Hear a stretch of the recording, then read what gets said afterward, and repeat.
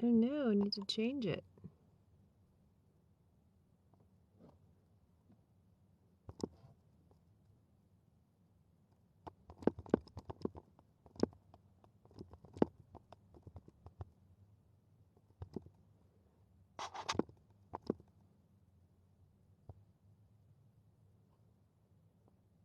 Hello, friends. Sorry, I had something really creepy. And I was like, it's time. Video camera. Lights, invite Ruthie. You got all dressed up. That wasn't part of the pact. I didn't get dressed up. Look, I'm wearing this. But your face, you did like makeup and you're I not. put You on didn't do makeup? foundation. I put on foundation and a little bit of Ooh, blush. okay, you did makeup. I put on a A little filter. bit. A little bit. Hello, Hi. hello. Hi. We should have put y'all Hi there. there. Put it like this, maybe. You may not have to use the recording of this video. No, that's not gonna work. Hi, Reggie. Hello. Oh, that might work. And there's Allie. Yes. Everybody's in here. It's perfect. Crazy. Y'all are sitting on one of my pill bottles. So. But it's the perfect height. Hey, whatever works. Hi, Blanca. Right? All right, inviting. Oh my We gosh. gotta do what we gotta do. Inviting. All right. It's a party. DJ. Oh, there you go. DJ. Okay. There we go. Okay.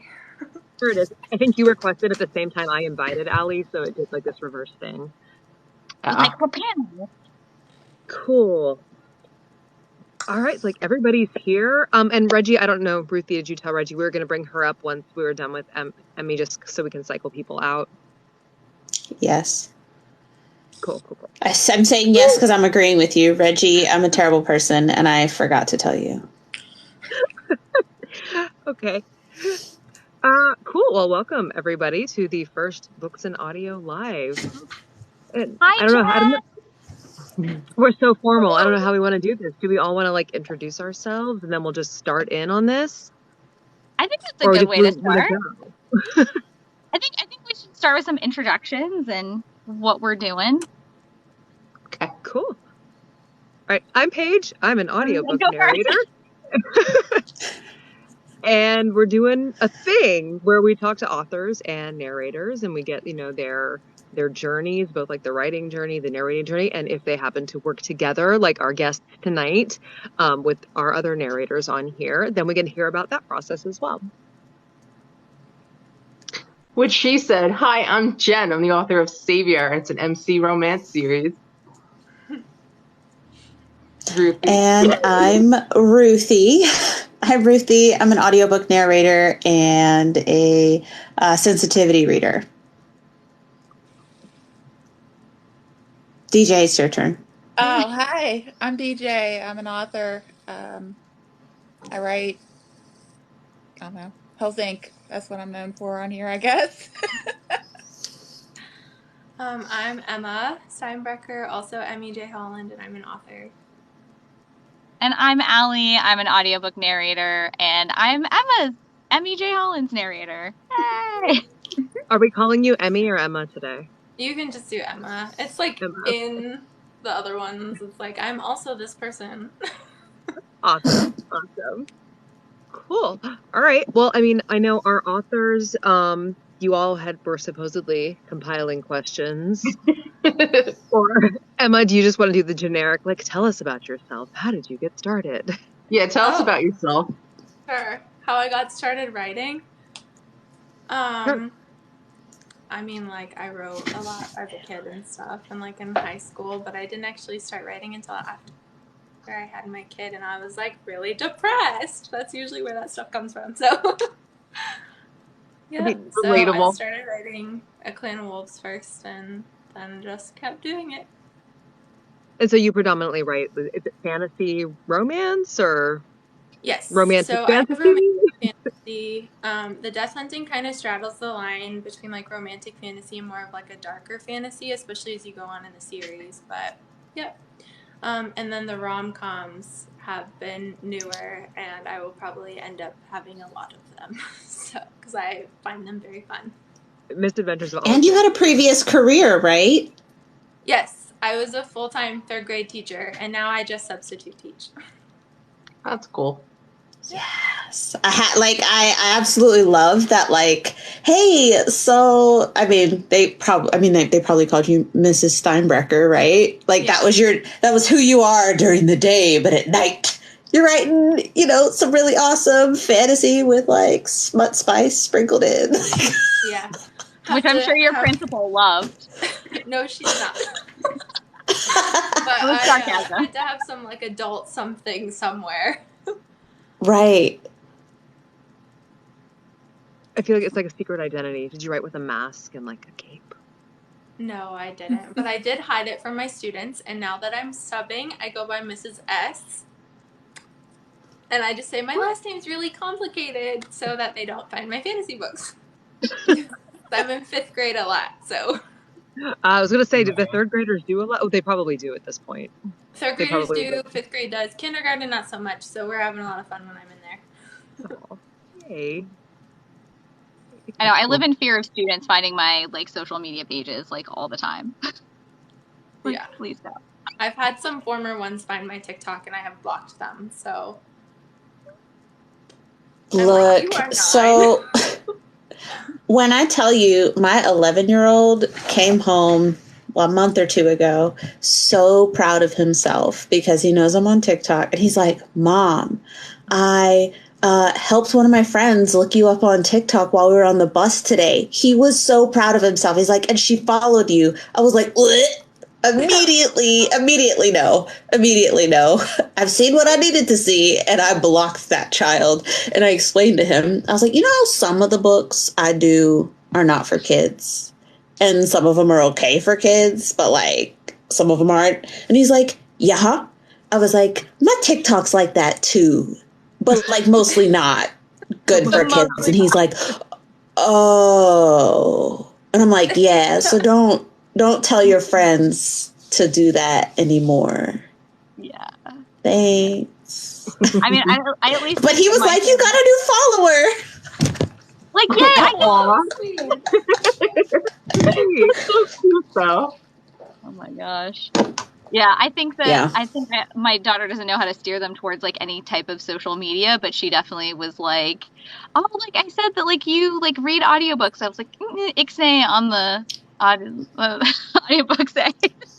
Keep that a secret. Yeah, let's not. Mm-hmm.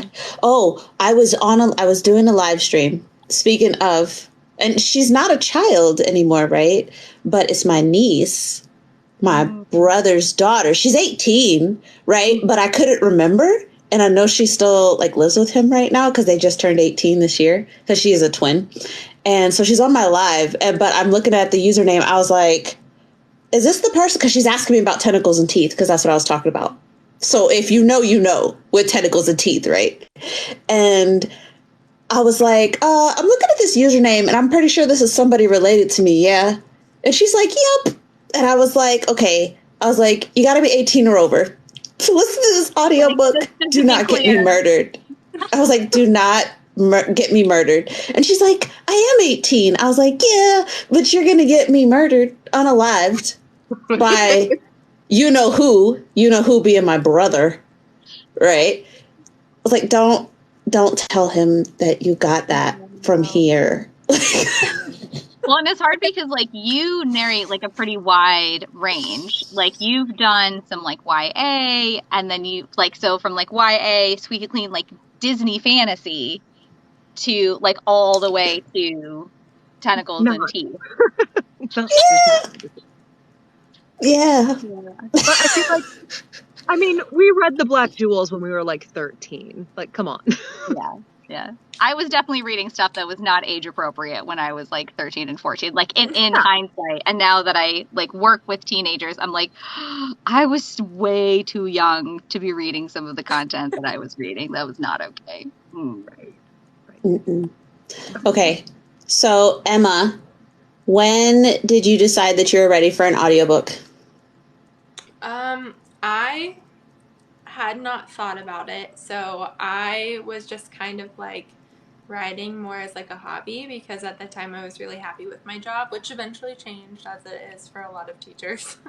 So I was just kind of doing it for fun, and then Allie posted like a narrator challenge, and I like submitted a video or whatever, and I was like, I remember being super excited that she like narrated part of my book, and I was like showing my husband and stuff. And then I don't remember who reached out to who first, but one of us like messaged the other. Yeah. And then it became like I'm really nervous about this. I don't know what I'm doing. Like, and I was like, neither do I. Yeah. And so as soon as she was like, neither do I was like, okay, then we can try it. So that's kind of how that happened. So I was like convinced to do it. I was really nervous though. Like the biggest thing because Allie was just starting and I had just started. So we did royalty share for the first one because I was like your first someone you didn't know person, right? Yeah. And I just remember being so nervous, like, I've got to sell this book, like, she has to make back what she's doing, like, yeah, but that's kind of how it started. I was just comfortable working with somebody who was just starting. So. And that was Clan of Wolves that you started with? Yeah. Or was it a different one? Clan of Wolves. Oh yeah, Clan of Wolves. Yeah. And it was super fun because I think like it was just a thing to like do for fun and to practice. And then I asked them like, hey, do you mind if I use this like in my demo reel? Because I like didn't have much of a demo reel. And I'm like, this is a way that I can kind of like give back to the book talk and author community. They can get some promo material like to promote their books. And then I can get some demo material. And then kind of unintentionally, it was a thing like, oh, I hadn't really thought about it. And I was like, well, like, if you're interested, like, here's how the royalty share process works. And it just kind of like everything unfolded from there. And I think our first conversation, it was supposed to be like a 30 or 45-minute conversation. And then we ended up talking for like 2 hours because it was just, and that's kind of like, I don't think we've ever had a conversation under 2 hours. Like we talked for 45 minutes before this live. Like yes. That's pretty much every conversation we have is like super long, and we just kind of hit it off and have been friends now ever since too. So yeah. How many books have you done together? 3. Examples. Oh, cool. 3. No, but does an Insect's Desire count? Oh yeah, it does. So yes. 4. Oh my gosh, yes, it does. Awesome. It'll be 5 in March. Yeah, because A Clan of Wolves, A House of Witches, and then The Unbelievable Misadventures of Olive Finch, and then An Insect's Desire, which is Emma and Monroe, and then Pride Pancakes in Paris is coming in March. That's cool. Exciting. Yeah. Marcus, the How'd You Get Started stories are so interesting because they're all so different. Like everyone has such a different path to like how it got started. Yeah. How did you find the whole process? Like when because you were both starting and it was both like your first audiobook. How did you find the process as you were developing it? Like, was it straightforward? Was it complicated? Did you call each other in tears about something going wrong? Did you have to push back a deadline by a month because something happened? Like you have a partner who can't read? No. I don't think it felt very like complicated. It didn't really feel like confusing or anything. I think the fact that we both kind of knew we were newer was really comforting. Like if something went wrong, like both of us were really flexible because we were like trying to start building this thing. Obviously it's shifted since then, like because when I first started I was like, oh, I'm happy teaching but I love writing too, so I'm just going to do this, and now it's kind of shifted to like I want to make something of this. And I think Allie has kind of gone more in that direction too. But starting with someone and kind of like starting to build like that made it way less complicated because we were both just comfortable being like, I don't really know what's going on, so we need to kind of look this up. So yeah, like she would ask a question, I'd be like, I don't know, or like ask her something and she's like, I'm not so sure either. And then it was very much like, let's figure it out together. And that was really nice. And I think Emma was like the perfect author to work with for like, you know, one of my like newest ones, because she was so understanding with like as we were kind of like getting more comfortable with things. And that was something that stressed me, is I wanted to like be very professional, but with your first couple of books, like you are figuring things out. And so it was nice to work with someone who also had like a growth mindset of like, we're going to grow and like, you know, we're going to keep growing and add and do more like as we progress. You do what you can when you can, and then we keep doing better and better every time.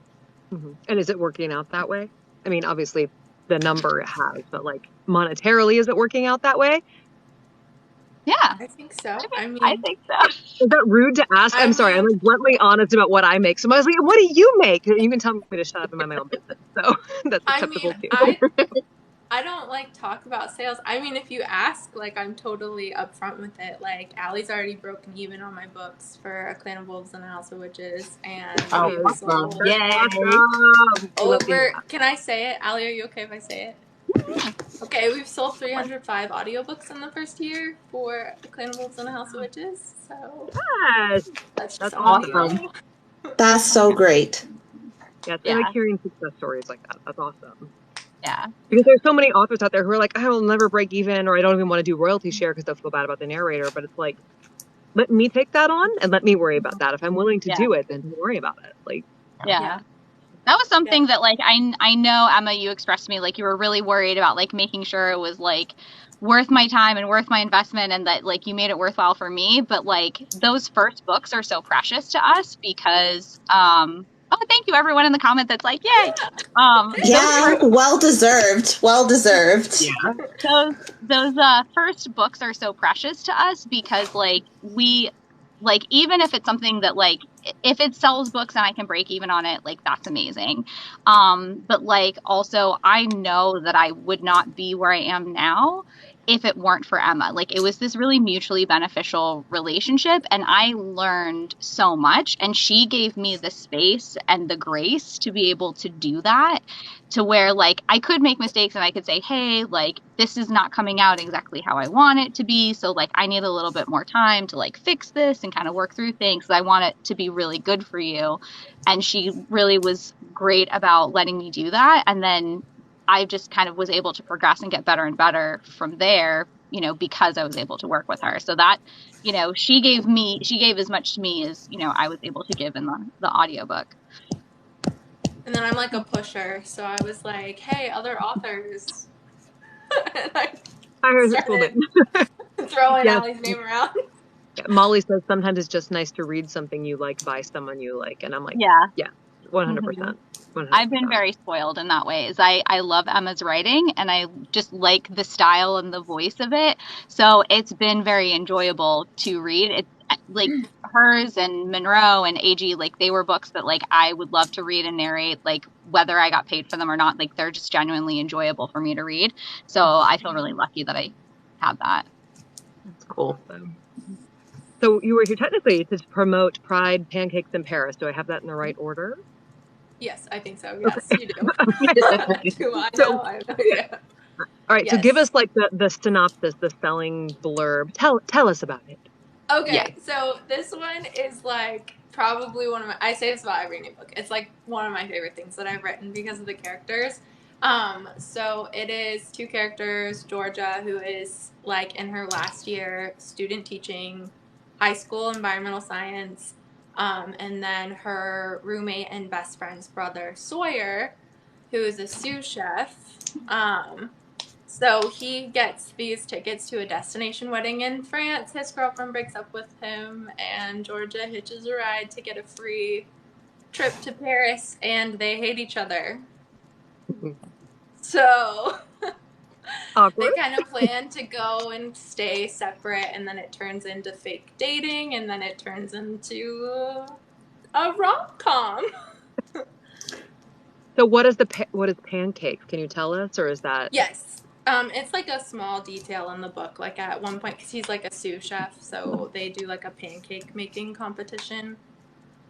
So he like gets a bunch of ingredients and they make like fancy pancakes. Oh, I think one of them was like s'mores flavored. Okay, Interesting. I have a question.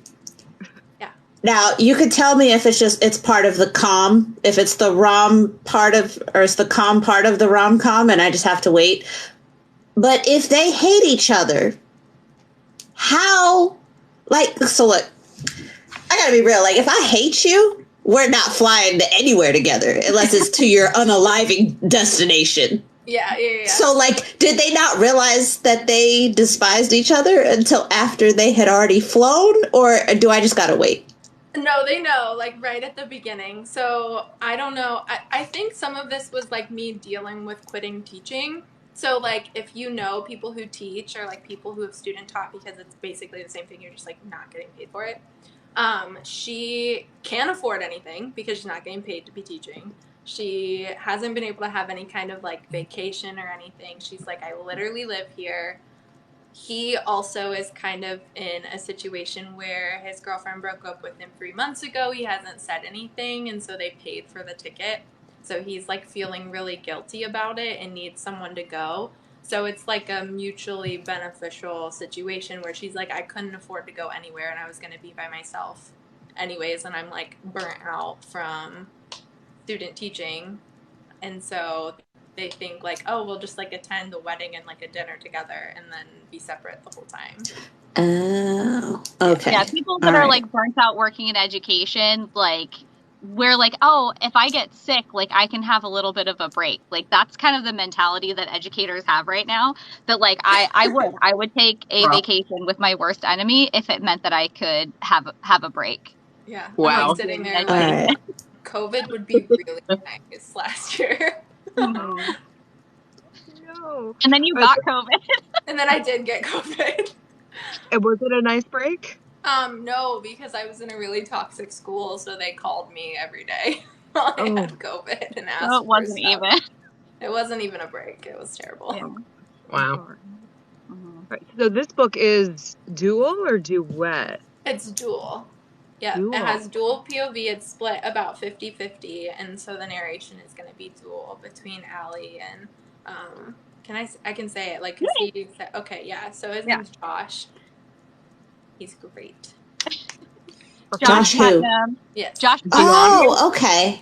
Okay. Yeah. Oh, you all know? Okay, I didn't know who it was. I was like, he sounds good. Yeah. So can I say like who's doing it? Like the production, like.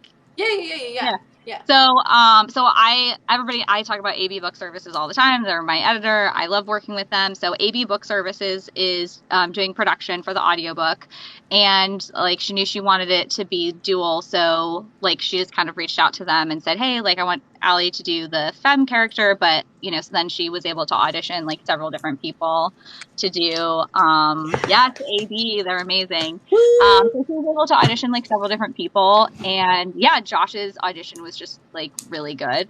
Love his sound, and he hasn't done a whole bunch of audiobooks, but then that also kind of like I think appealed to us because we're like we've things have worked out really well working with new people, so we're like let's do that. And but he's done stuff in like anime and like other types of voiceover and dubbing, so which I was really surprised about. Like there was another audition in there where I was like, oh, this guy sounds like he narrates for anime. No, I picked the guy that actually does anime narration. So he is very talented.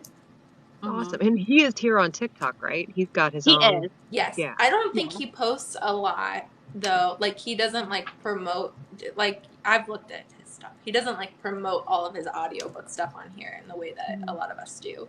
Yeah. So. I think a lot of people are like more active over on Instagram. I think his Instagram's a little bit more active, but so if you want to follow him, it's, I don't know if I'm saying this right. It's Khenpoe, Khenpoe, is his username. So, and we're probably going to be like posting some stuff like once we start recording, like we have some plans to like duet each other and do some like promos of us recording and stuff. So should be fun. And when does recording start? January. Are you aiming for it to Nice. be like a release at the same time as the book itself? Mm-hmm. Exciting. If I time it right, unless I completely mess it up and like don't do stuff Oh, come on.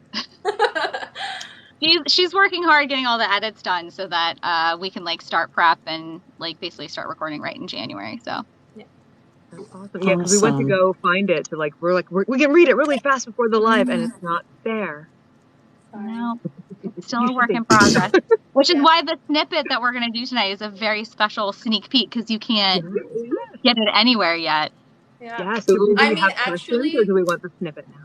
when it comes to I can't get it anywhere, like people can literally just message me and I will launch my Stop. manuscript. You need into to the void. sell your stuff. I'll be like, sure, here's the Google Doc. No. Don't you Like, dare. Don't I do that. will pirate my own book, but I do not agree with people pirating my book or others. I was gonna say, you're gonna see your crap in an Etsy store. You better stop. Do it. Oh my goodness. Don't There's get no me started. reason. Just reach out to her and she will literally give it to just about I anybody. will, yes. I gave away 25 audiobooks for Olive Finch like last weekend. What did you say that like how did you say you gave them away? I can't remember. It was something. Loaded them in a t-shirt cannon and just started launching them into a Facebook group.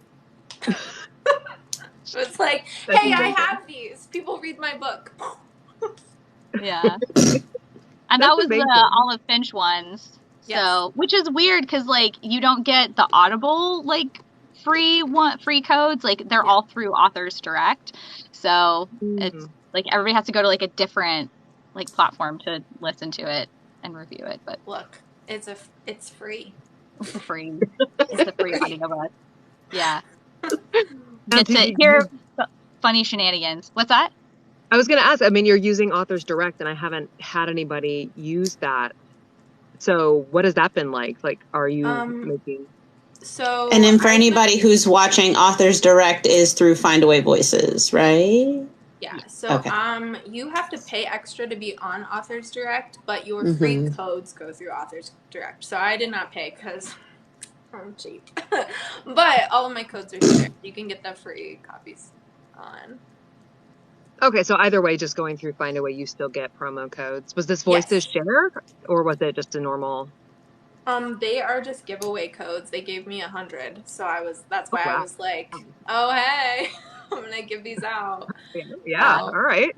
I mean, I'm excited about sharing my stuff. I'll send it to literally anyone. And you did Voices Plus, I think, because then like you were able to distribute like everywhere, and then that's nice because then they handle like any piracy issues as well. Yes. Yeah, and that was very appealing because all of my books after they released ended up, I will say this, I don't know if it's related because I can't actually prove that this is like significant, but after Z Library went down, my sales did go up like a lot. But all of my books were on there and I couldn't get them off, and I was constantly filing things so I could prove to Amazon if they came after me, like, no, I was like trying to get this off of here. So I feel like I saw Jason Doro, bald guy, big book talker, but he posted a video that said that he talked to like 5 or 6 authors, and all of them saw sales shoot up right after that place was taken down. So I had a huge spike. Wow. It went down, and it was all KU too. KU's got me by the throat. I just heard that. Okay. Do we have more questions, or do we want to hear the blurb, the scene? I want to hear the scene. Were they a little, because this kind of answers your question, Ruthie, about do they know that they hate each other when they start on this? Yeah, it's so fun. Okay.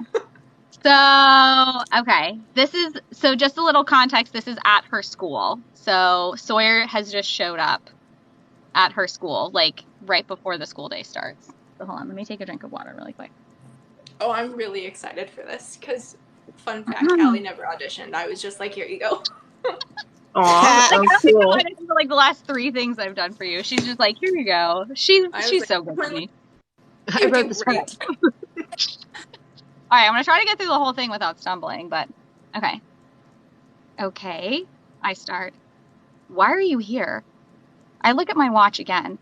3 minutes after 8. Sawyer better make it quick, and then he better haul ass before my students get here. One other detail about 16-year-olds. If you don't have a love life, they will try to write the narrative for you.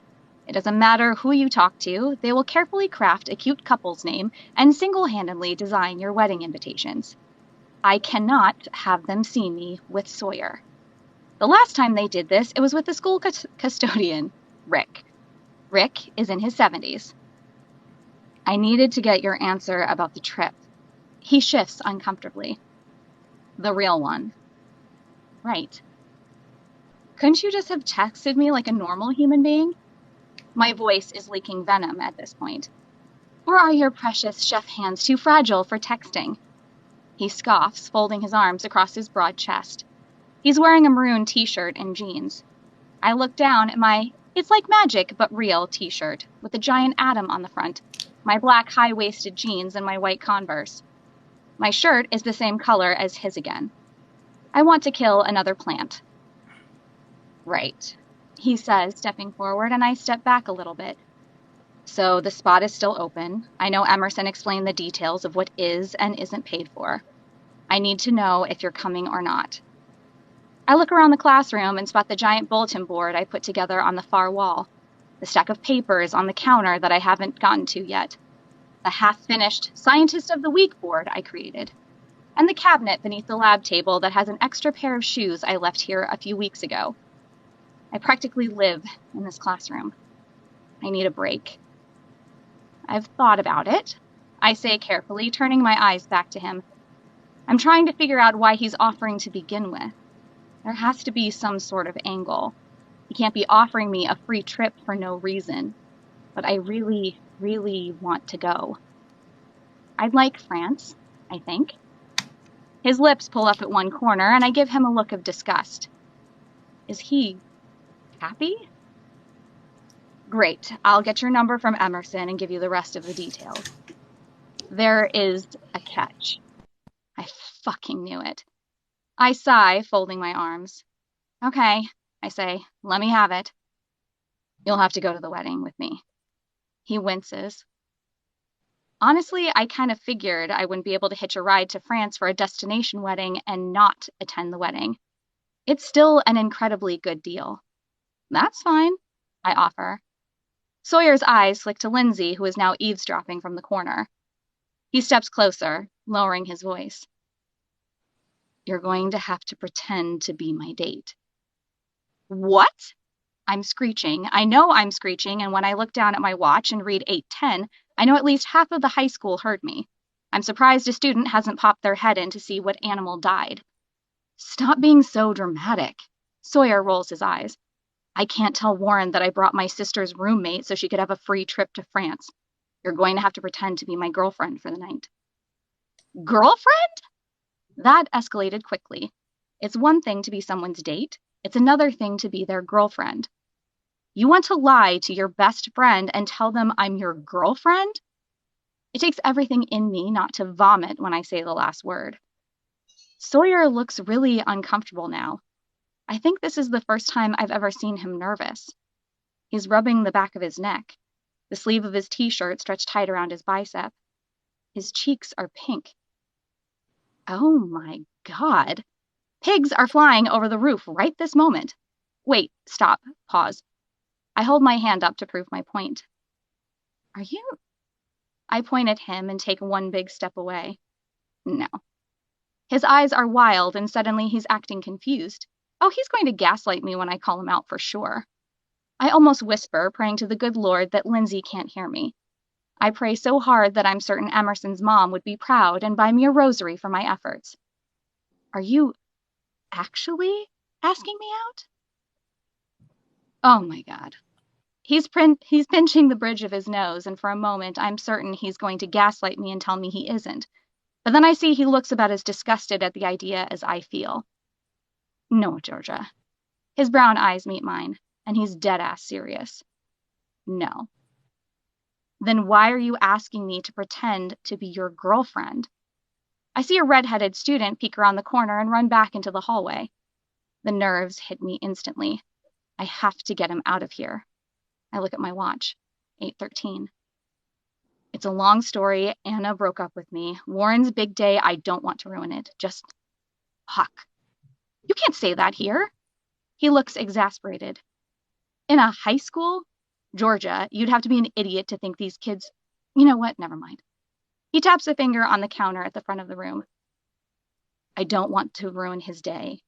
It's one night. Would it kill you to do someone a favor? For him? Yes. Yes, it would. The end. Oh my gosh, it's so cute.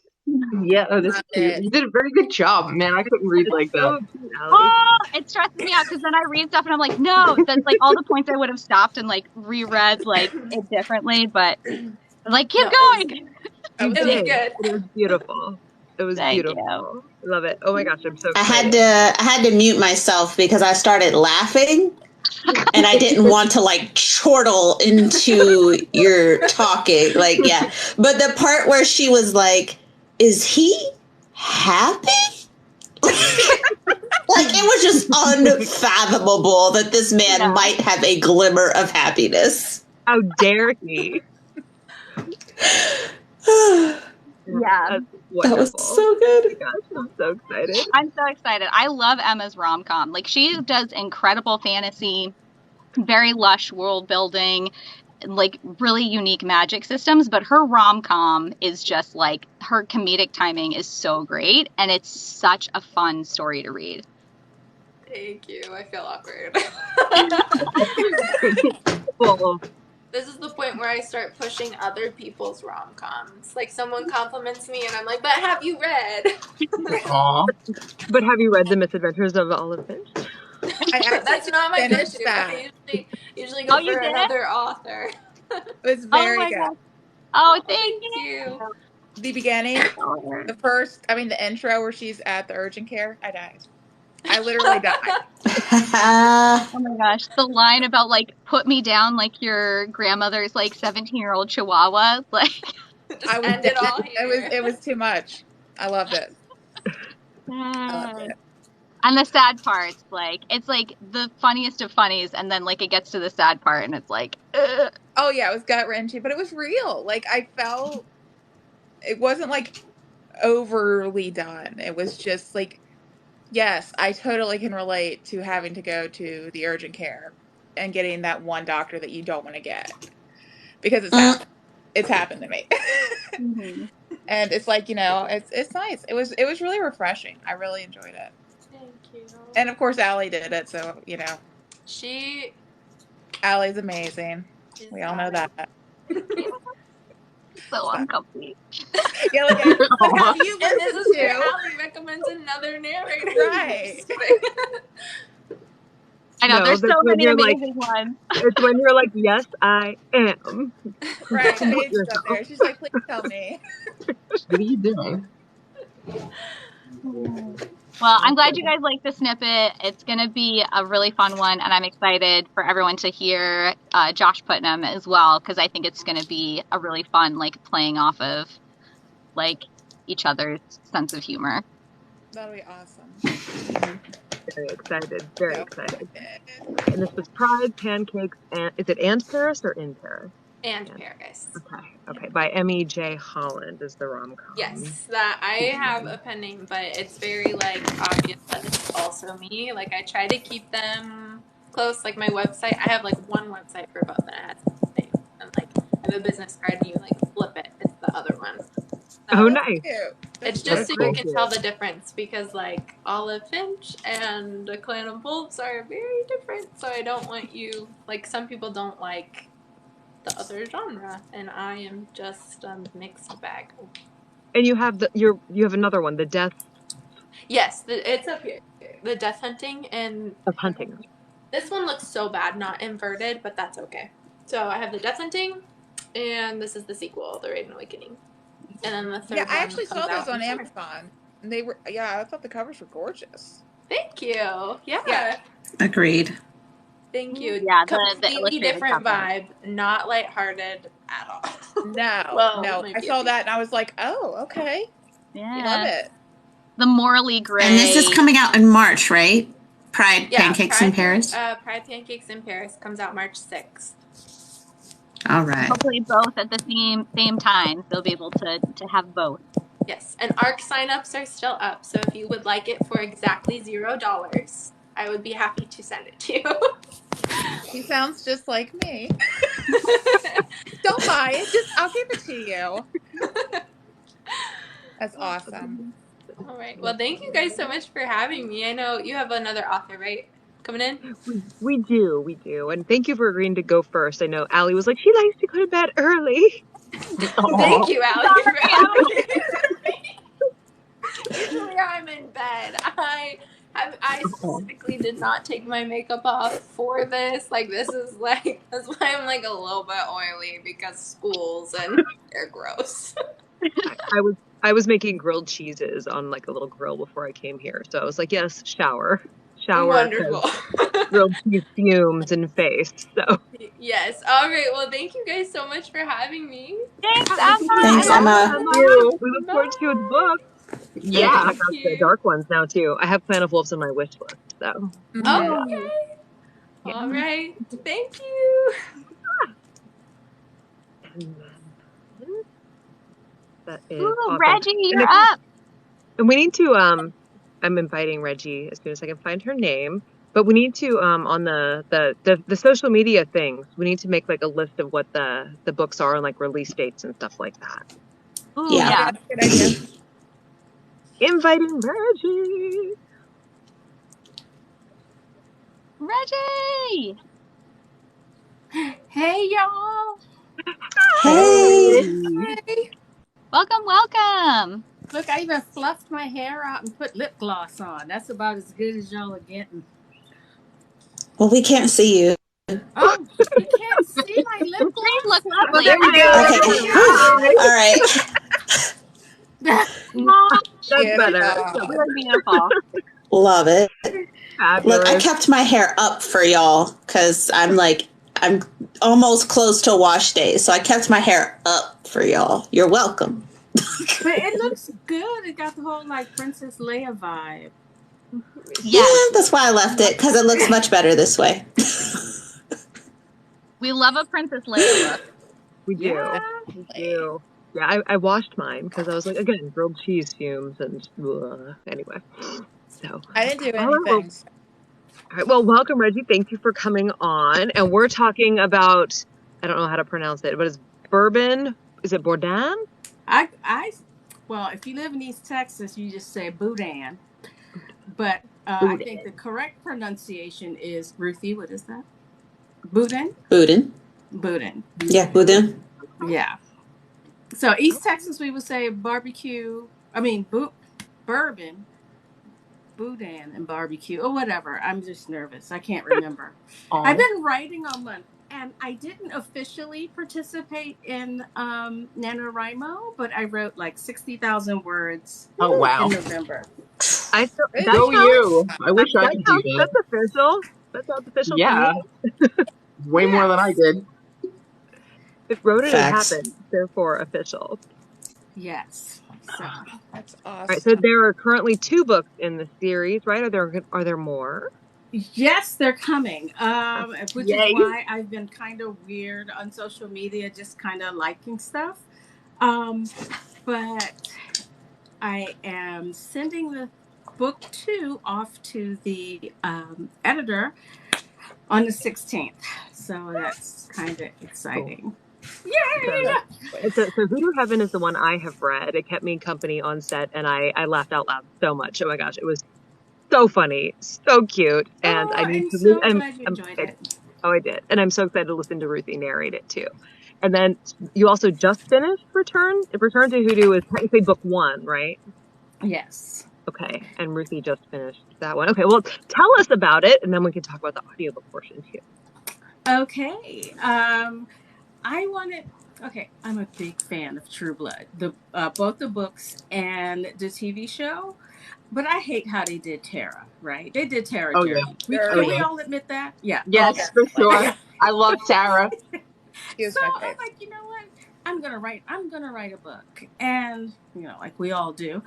So between that and like I love the whole like superhero vibe, and I love morally dark characters, And I love the whole like found family vibe. And my whole thing is I want my books to look like my world. Then they're full of these like weird and wacky and different people. Because like, wouldn't life be boring if we were all the same?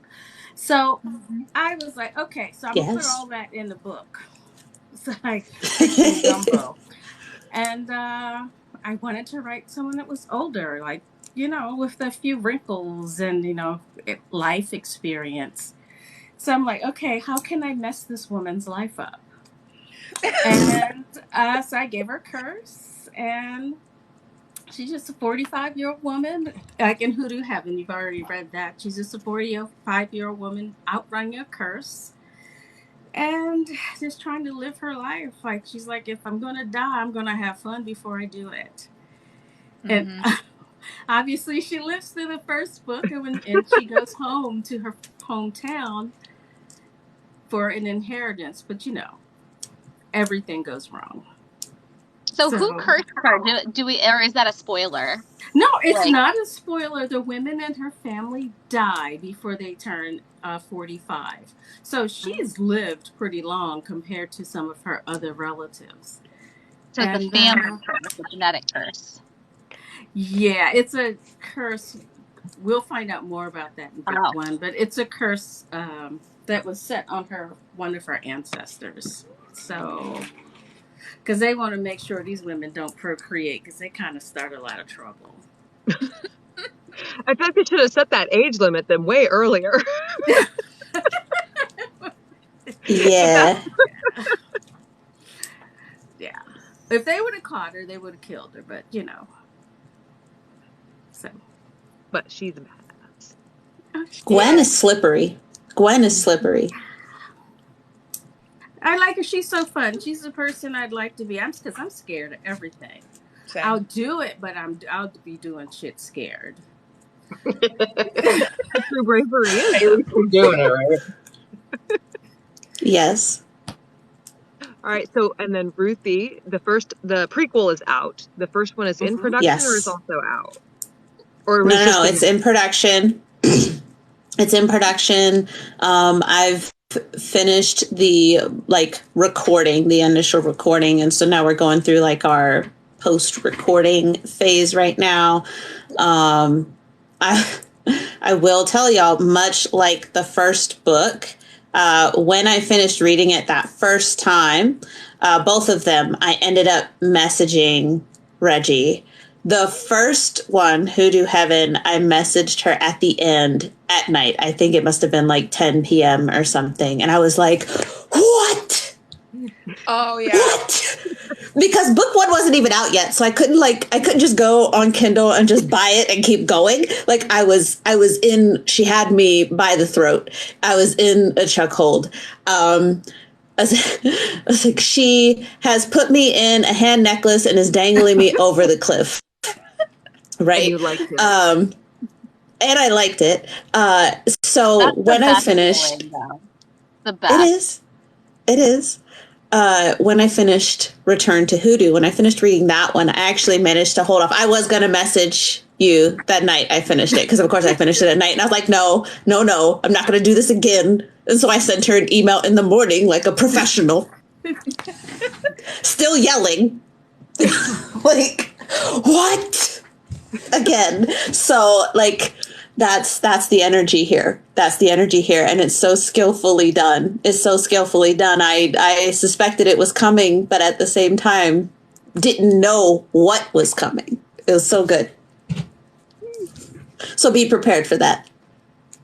I feel like now I have to wait for the second one, because I'm not a patient person. Yeah. Well, the second one's not the last one, so it's not going to matter. Oh. Yeah. Okay. Fair.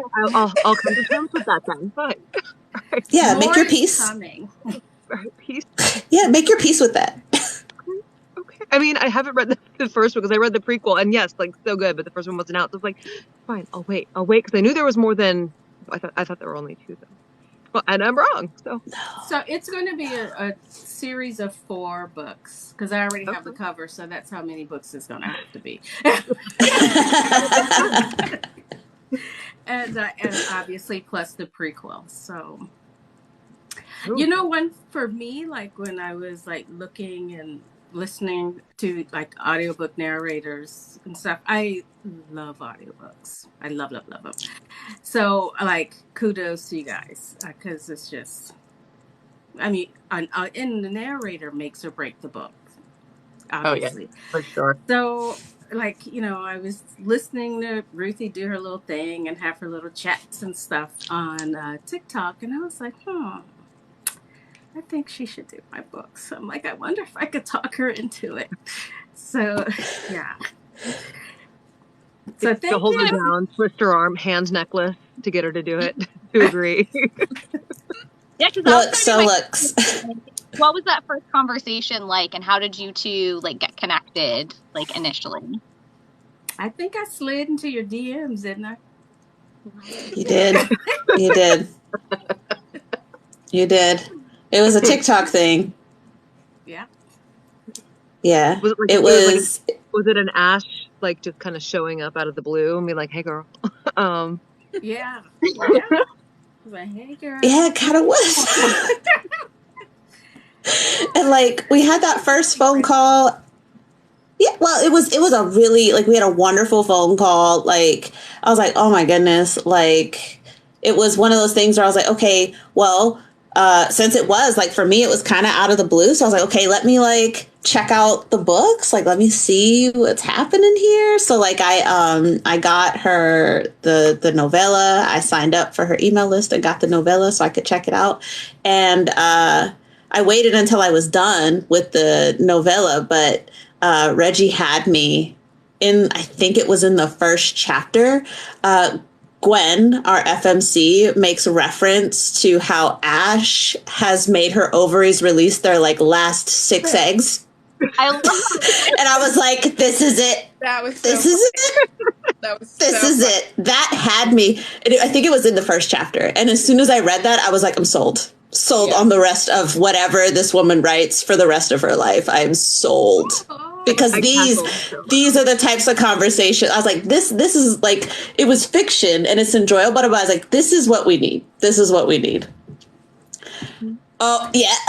My husband makes fun of me for that. The way I say novella. Telenovela. Yeah, I can't help it. Sorry. That's the way they spelled it. Anyway. So yeah, I was so excited. I was so excited, just like once I even started reading it. And I, of course, had scoped Reggie out on social media. And I was like, oh my goodness, this will be so amazing. Because on my end, it's wanting to have more books by marginalized authors that feature marginalized characters in them out there in audio. And if my voice is a fit, then I'm looking for all the reasons to say yes, basically. And the more I read Gwen, the more I was like, there is a spot in my head that's labeled Gwen now. Like, that's her, like in my brain, like that's her. So it was like a perfect lineup for me. Wonderful. Yeah, I read it on set where I was like an extra and I had like on my tablet and they called us into set and I was like, no, I'm busy. I'm busy. Hold on. End of chapter. Hold on. Give me. No, I had to put it down. Respectful, isn't it? Because we all love like the books that we do. Like we always feel like connected to them. But then when you can find like a character that like you really feel like just like really just like buries itself in your heart and like you have like that really special connection with them, it's always really magical when you have those books that really find that special place. Mm-hmm. So I have a question for you narrators. One question. So how do you decide which projects you'll accept? Do you only take the ones that you enjoy, or if it's just palatable? How does that work out? Who wants to start? Paige, Ruthie? Okay. So I will say, so I'm narrating full time. I'm looking at, getting into some other types of like voice work, to kind of round things out, as well. And so what I will say is that I think for the most part, I've been very fortunate to have had the vast majority of my projects that have come my way have been things that I would have read anyway, like in my free time, right? Not like 100% everything, but that's been the vast majority of my projects. And I think part of what's helped with that, I think, is TikTok. And, you know, just being in a place where authors can kind of see my vibe and see the things that I like. And then that kind of naturally attracts, you know, attracts. And so then that kind of has helped me line up projects that I can be very excited about. I know I'm not because I'm like, have my first year. I made the decision to do this full time in January of this year. And then my first book of this year came out in February. And so I'm not naive enough to think it'll always be that way. But I will say that I feel very fortunate that I've been able to work with authors who fill my cup up. So. Good answer. I have turned down some stuff though, but for content, right? Like content where I'm like, if I do this, my brand will burn and unalive. So I've said no for that reason, but that's really been it. That's a good reason. Paige, how do you decide? Yeah. There is definitely an enjoyment factor, like specifically when going on, like when I first started going on ACX, I would browse auditions and I didn't filter at time for cost because it's like I want to find something that I would enjoy narrating. And I would read through auditions and be like, okay, this is something I could see myself enjoying doing. This is something I can see myself doing. Yeah, I'm enjoying reading this. And I would audition for those. If it wasn't something I was connecting with, then I was like, you know what? I'm not the person for this. And Jen was my second hired book, and then she's the one who got me onto TikTok, and it's been really good from there. You're all welcome. Thank you, Jen. She was like counting me for months, and I was like, I'm too old for that. I don't dance. Get off my lawn. But and now I dance. I didn't know that Jessica is the reason, because like yes, it's me. That makes me really happy because like I'm so glad that like Paige has like come into my life, and so like knowing like that's like you were a part of that, like honestly like it's knowing these two has been like really incredible. So, like right, I love cool. Friends. And yeah, like when like you were talking about your relationship with Emma. And like I feel like Ruthie and Reggie now, you're like, I'm talking on the phone and calling you. Like it's just this like friendship vibe that is so cool. And I don't know, I think when you vibe with the material, you are inherently going to vibe with the author and the narrator as well, because there's a kinship there.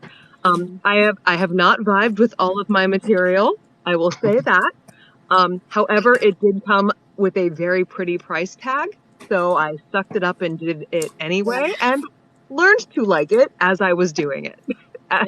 You know what I mean. So yeah. I mean, they're not all. I mean, what my coach said, sometimes you have to like you put the lipstick on the pig, or you know what? Maybe it's not even a pig. Maybe it's just not for you. But if they think it is, and they're willing to pay you for it, and it doesn't affect like my values as like a person and that kind of, you know what I mean? Then okay. So, right. I just pick who I want to work with, who I want to be friends with. That's how I pick.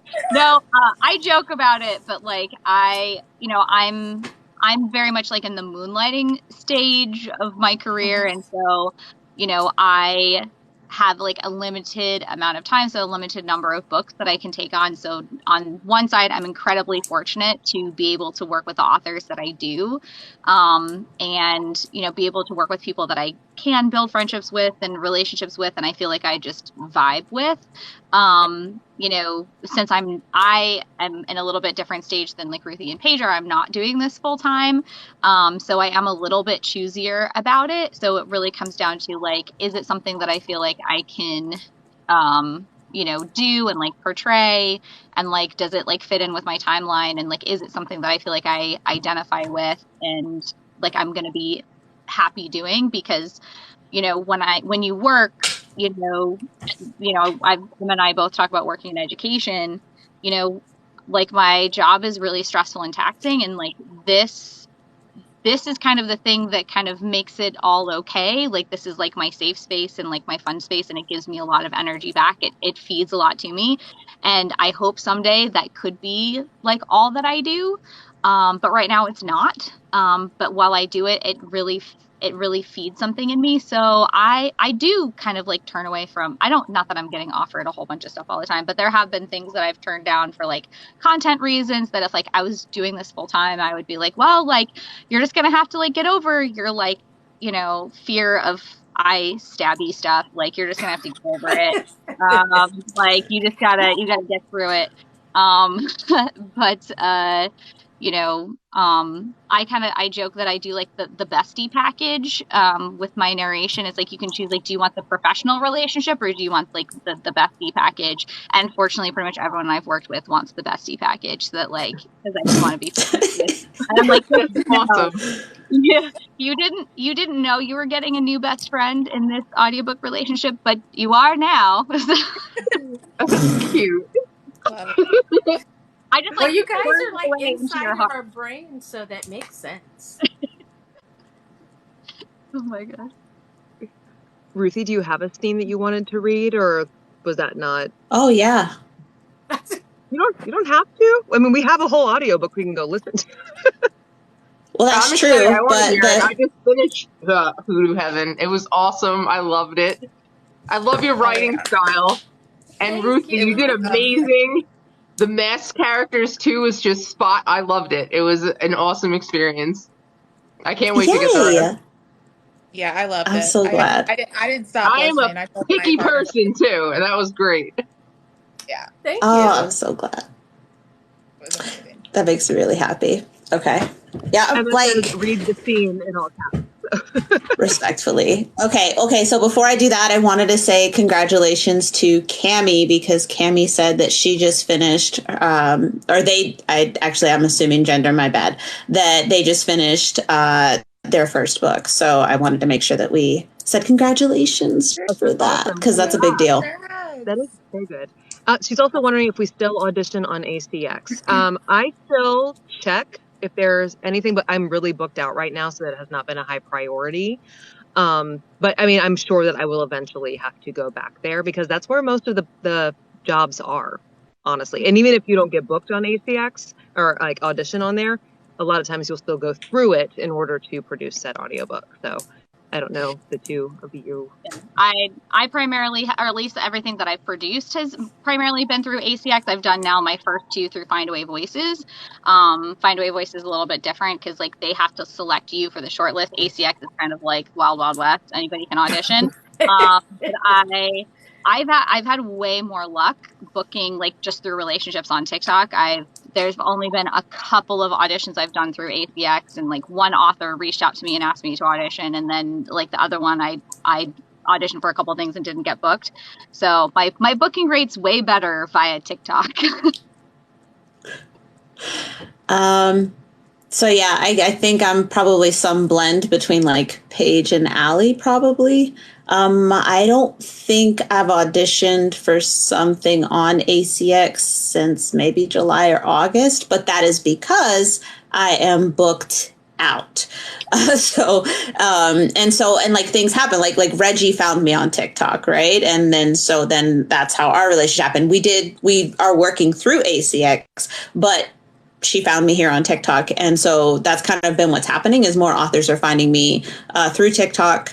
I have one new book that happened because an author shared about me narrating their book in one of their author Facebook groups, like this author Facebook group. And then an author from one of those groups found me on Instagram and watched the clips I had shared on Instagram, found me on TikTok, watched some stuff there, and was like, I need you to do my book. And I was like, ah! You know, so word of mouth definitely helps. But yeah, TikTok's been the thing. And I think it's because, I mean, I know like Facebook groups are a thing, Discord servers and stuff, but it's been my experience that Book Talk is the place to be in terms of the types of books that I find, you know, really excite me. And it's been a really good place for me to be seen. So yeah, I haven't, not really on ACX. But I think partly as well, most of the authors that I've done books for, especially the ones that have found me on TikTok, have been first-time authors. So maybe authors who who weren't even considering audiobooks. Now, Reggie loves audiobooks, so she was already thinking about it. But a lot of them were like, I wasn't even really thinking about it, but then I saw you doing your live narration, or I saw this, or I saw that, and now I'm thinking about it. So that's how Tentacles and Teeth happened. Tentacles and Teeth happened because Rowan was like, yeah, Ruthie, narrate a snippet for the Femme Audio Takeover. And I did. And then she was like, do I need an audiobook? I think I need an audiobook. And then Tentacles and Teeth became an audiobook. So that's kind of how it's been for me. And I know we got to hear this sample, but Cammie, sometime after the live, go check out the links in the doobly-doos for Ruthie, because we have a narrator database, and so you can sign up to do the Femme Audio Takeover, so then we can kind of like ease you into like doing more narrator content.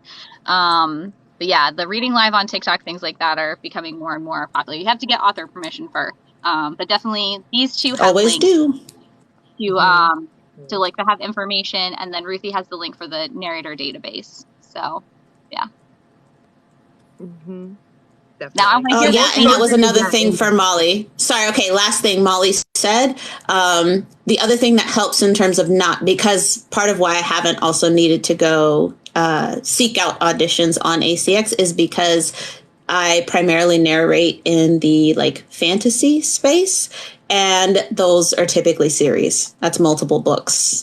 And so I got to try and keep that in mind as well, as like, and Reggie, we're going to be talking about timelines for 2023 in a little while here, because I need to reach out to all of my authors so we can kind of make sure that things are stacked up well, and I'm nurturing the relationships that I have to make sure that we're able to complete these series in a good timeline. So that's the other thing too, Cammie. All of us, like besides author relationships, there's also sometimes authors have series, and you want to make sure that, you know, you're keeping that type of stuff in mind. Okay. Cool. Now I'm going to drink water. Mute myself because it's got comedic timing and I'm going to laugh, right? So I'm going to mute myself. Yeah, that's true. And it's so funny because it's a little different because I live narrate all the time. And now it's different. Like all of y'all are looking at me. I was super nervous. I don't know why. I was super nervous too. So you're not alone in that. I kind of freaked out a little. We're good. When we're narrating live, we can like stop and punch in because we're actually like doing the thing. But right here, it really is just like performing. Yeah. Okay. I can't mute myself because I'm the host, but I'll like put my hand over my mouth. Okay. Right now, zipping through the desert, I forgot everything I thought I knew and believed I liked. The massive red sand dunes of the Sahara were straight out of a movie.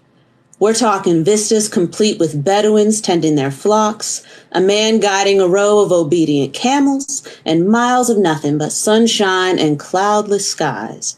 In other words, fucking awesome. Ash unwrapped the covering from his mouth and yelled, "I take it you approve!" I'd given up trying not to eat dust 10 miles earlier, so my face was uncovered and getting the world's best exfoliation thanks to the fine sand. "This is better than sex!" I considered being embarrassed for an entire nanosecond, then leaned my head back and cackled with glee. Then you haven't been doing it right. While I may not be able to see his eyes behind those mirrored shades, if I had to bet, there'd be gentle mocking and a whole lot of cockiness in them. Rather than answer, I did my best adolescent imitation and poked my tongue out. In response, Ash laughed and drove faster. I used to scoff at those taken by the chic books for a myriad of reasons, including fetishism, stereotypes, and good old-fashioned racism. But right now, watching Ash had me planning a trip to the library. Where are we going? I asked. If I told you, it wouldn't be a surprise, now would it? Technically, yes, since I've never been there anyway. Nope, those are the rules. He dipped his head down, looking at me over his glasses. Well, I don't like rules. You equated them with sheep, remember? As well I did. He slowed and veered right, headed for what looked like a giant barren mesa. How many would you like to break today? I stared at the approaching wall of rock. Was he talking about rules or bones? I'd forever been the lonely person surrounded by the laughing crowd, unable to be a true friend because there were parts of my life that must remain hidden. Outside of Hoodoo, I could never fully trust or confide in anyone. And inside of Hoodoo, well, let's just say I had a buttload of fences to mend. But today wasn't about the past or even the future. I needed to live in the right now. My mother had spent so much time running, wasted so much time hiding from her demons and her grief over the death of my father, that she'd no life outside of me. I vowed long ago not to be that woman, but somehow, even amid my career success, I'd failed. I grabbed the leather oh shit strap and stared out my window, smiling at the row of resting camels and the man who didn't look pleased that they decided to have a sit down. Those poor camels were me. Frickin' tired.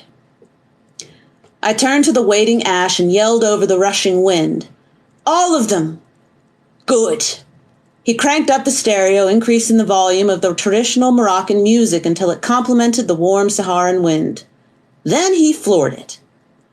That whole being brave and breaking the rules crap was for the birds. My butthole puckered at the impending collision with the mesa. The fact that he appeared to have no intention of slowing down or turning wasn't helping things. Ash! I slammed my left hand on the dashboard and tightened my grip on the leather strap. Do you trust me? He yelled. No. Please stop. I'd like to live to see my birthday. You will, I give you my solemn vow.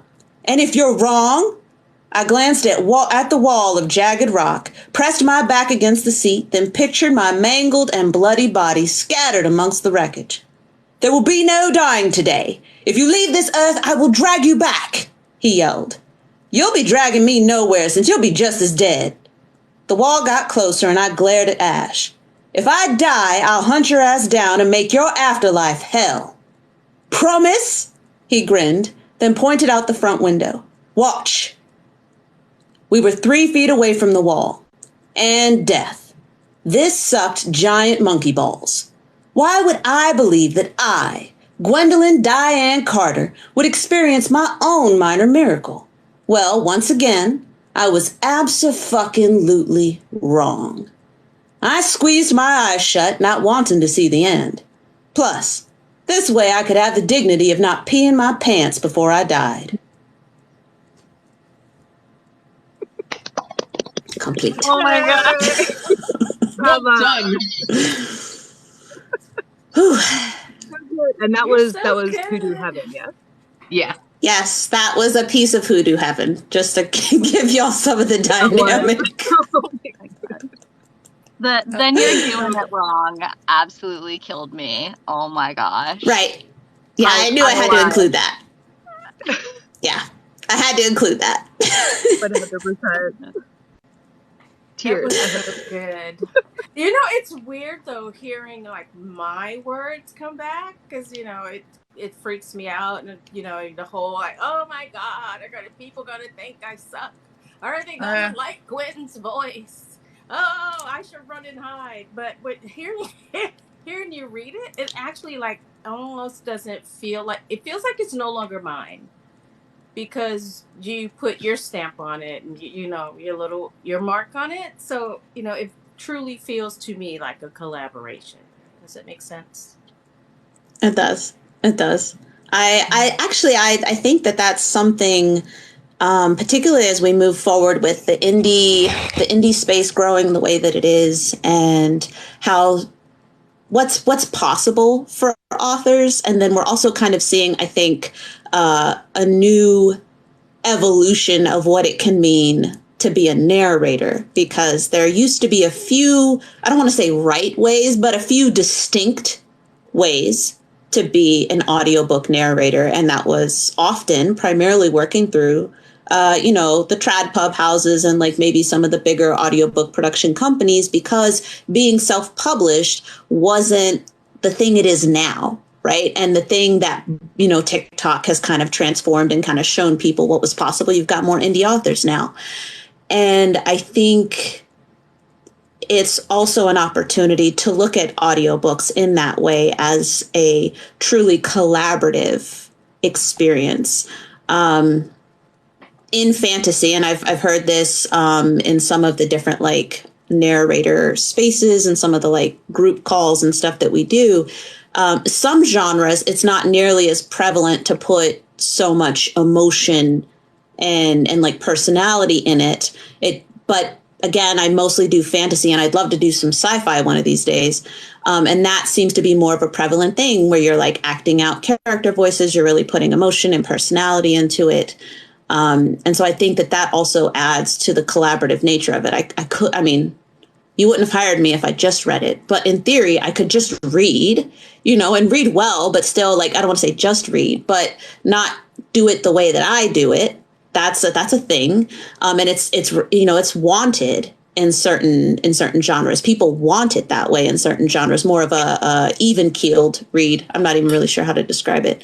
But yeah, I think we're entering into an opportunity for all of us when we look at the audiobook, not just as another format for the written book, but more like how we might examine character art when an artist, right? Like when you as the author commission art of your characters. That is a derivative of your intellectual property. Absolutely. But nobody would say that the artist hasn't put their stamp on it. And I think it's becoming more prevalent to view audiobook narrators as artists, which they are, but to view them that way and to really see that in the work that they're doing. Absolutely. It's also made it more visible, like what with now authors can see what actually goes into it and realize that it's not just someone, reading into a phone, that we sit down there and we do the research, we invest in the equipment, we put the time into bringing the story to life. Whereas before, it seems it's one of those things where whenever you I don't know if you've all run into this, but when I say I narrate audiobooks, people are like, what? They're like, oh, I logically know that somebody does that, but it's not a job that people ever think about being like a job, so that now we exist in the eye of people who can then hire us to bring their scene, their stuff to life. And I think that's something that's cool about the indie space too, is I think the vast majority of trad pub books, like they have all these like contracts and like non-disclosures and things like that. So, occasionally you will see a trad pub book being, live narrated. Sometimes they'll have permission to do it. But I think the vast majority, in trad pub, they're not getting permission to do that. And with indie, it's a lot more prevalent to be able to live record and share a lot of snippets and show a lot of the behind the scenes kind of stuff, which then is great promotion for your book, because then people will like pop into a live and be like, oh, this sounds really interesting. I heard just like a little bit. Well, now I'm going to like, make sure that I go and I get that audiobook. And it's just like, it's so interesting, like how different this space is, but then also like what cool things we get to do because it is so different. And maybe the people who see those ads, oh, you can narrate an audiobook from your bed. Maybe they'll realize that it's actually a lot more work than that. Oh, I yeah. would love to do it from my bed. Sadly, it will not meet. No. Big hundreds My bed won't and fit. thousands of dollars on Audible. Oh my gosh. Yeah, I mean, it's certainly a lot more work than they implied when I read that article not all those years ago, but a few years ago, where it was like 10 ways to get paid to read. And and look, I was in the market. We did. We all read it, or some variant of it. And I was in the marketing space at the time. So I already knew. I was like, I already know what I'm getting into. Like 9 of these are going to be bullshit. But if I could find at least one that's good, if I could find at least one that's good, then it was worth reading it. And that was one of the ones that came up on the list, right? They made it sound way easier than it was. But I've loved everything that I've learned. And I take a lot of pride in the work that I'm doing. And I mean, I do what I can to make it easier for myself, sure. But it's been such an amazing journey. And I want to say, like,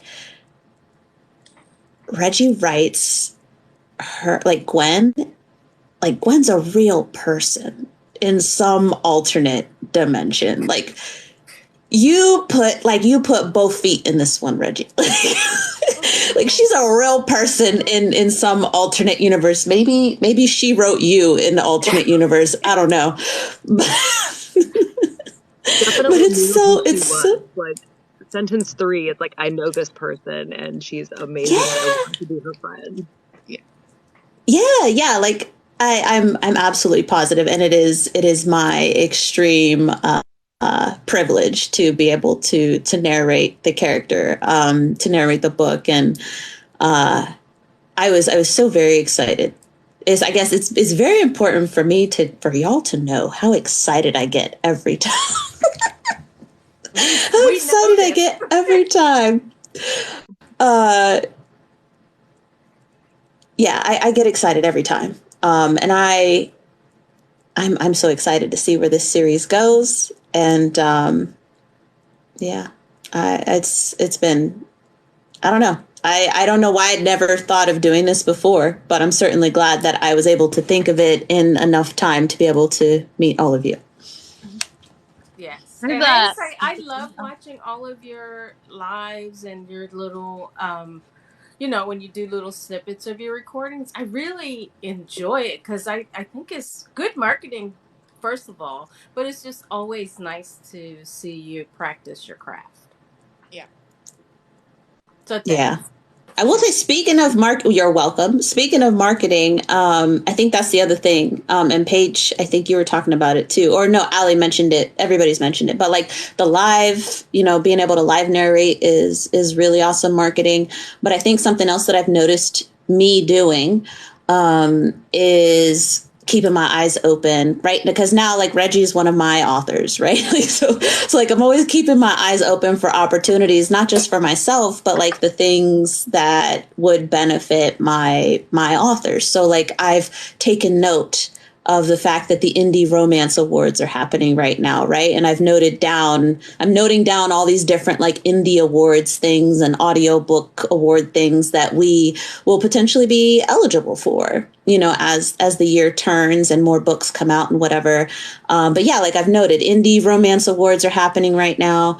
And so I've like, okay, now I know for next year to alert everybody when they should be getting their audience to submit their books and voting for them and stuff like that. And I think that's kind of part of the community aspect that, TikTok and Book Talk has helped us build. But, we're not necessarily, like, I'm not necessarily doing that. Like, I have two books that I've done for companies, for like trad pub-ish, right? And I just don't have the same connection to the authors. So I just mind my business as far as things are concerned with them. But for the authors that I've gotten, right, like I mind my black business over here, like, because I've never talked to them. Like, I've never talked to the author, right? Versus my indie authors, I've talked to them, right? So I know that if I'm like, hey, I saw this, this might be a good opportunity for you because it looks like your book fits the parameters. Here you go. Like I would like if 5 things came across my desk and Reggie was a fit for all of them, she'd be getting 5 emails, like the end. So support. Consolidate. So, well, yeah, if they all come across and I can co-locate them into one email, it'd be one email.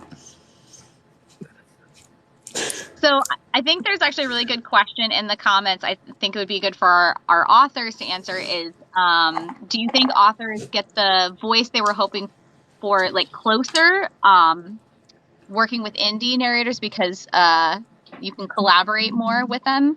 Or do our authors feel like that's been the case? That's a good question.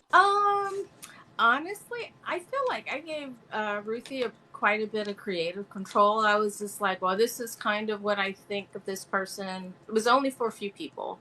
I kind of described Ash's voice. And for Gwen, honestly, I said she would probably sound a lot like us.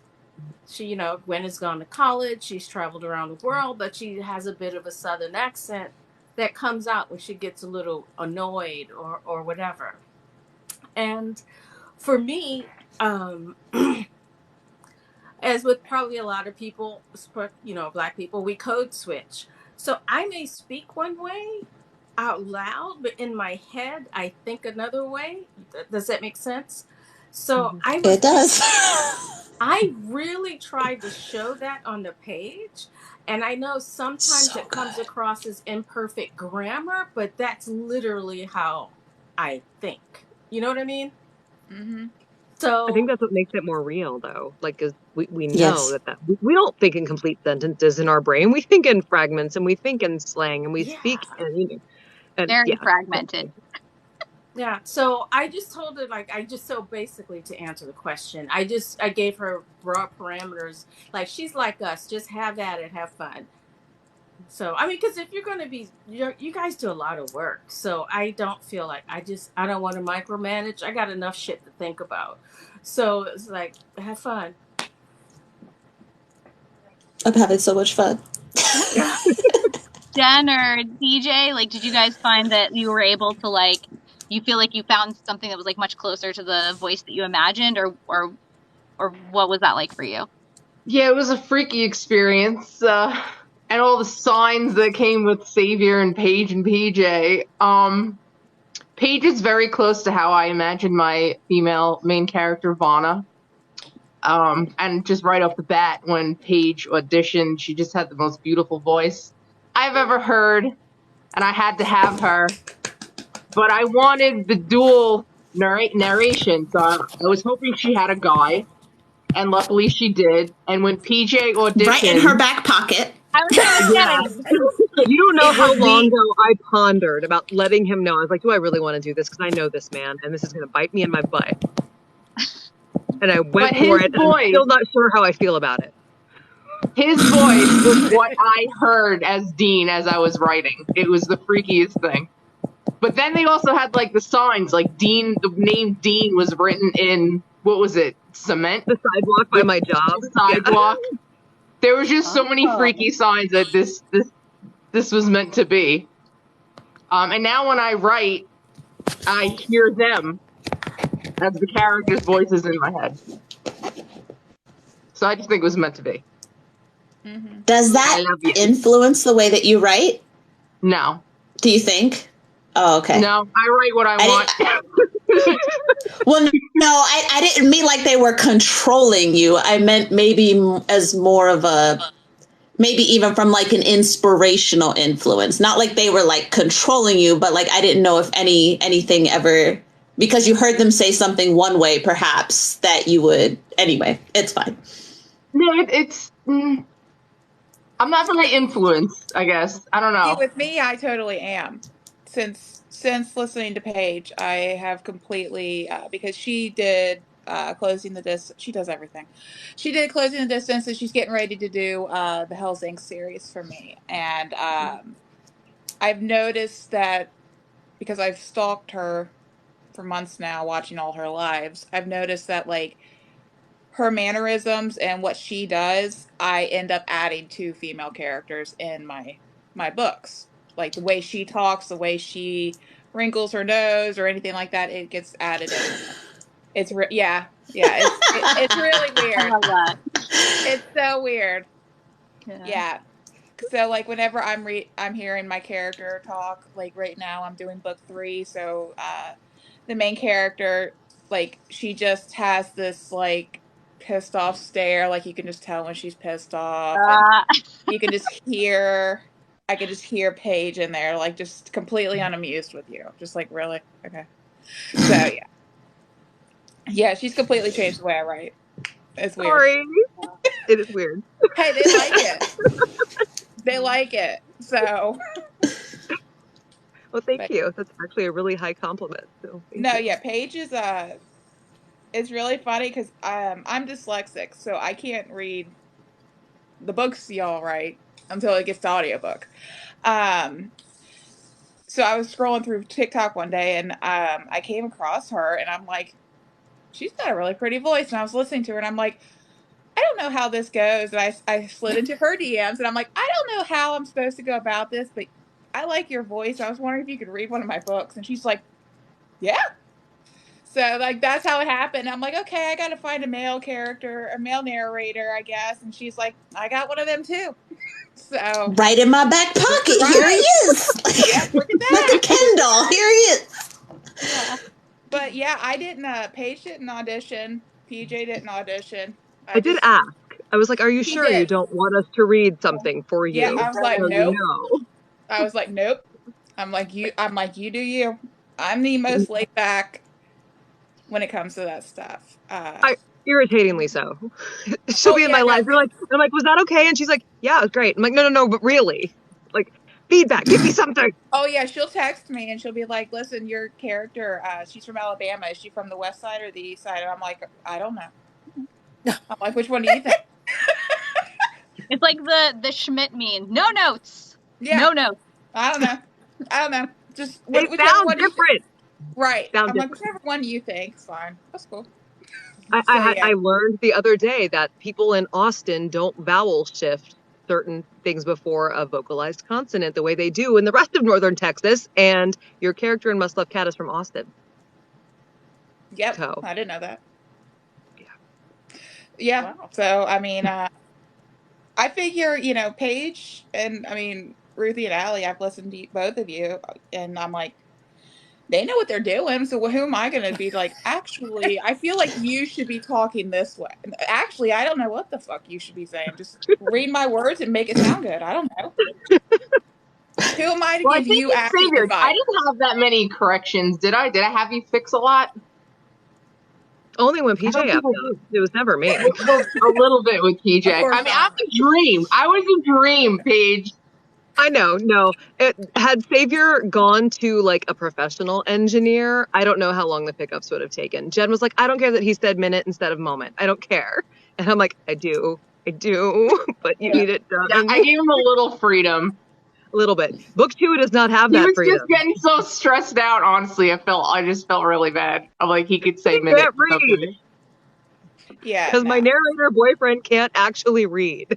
I know. What was the comparison this most recent time? You had like 2 pickups in the whole book, or like 6 pickups in the whole book, like, and he had like over 100.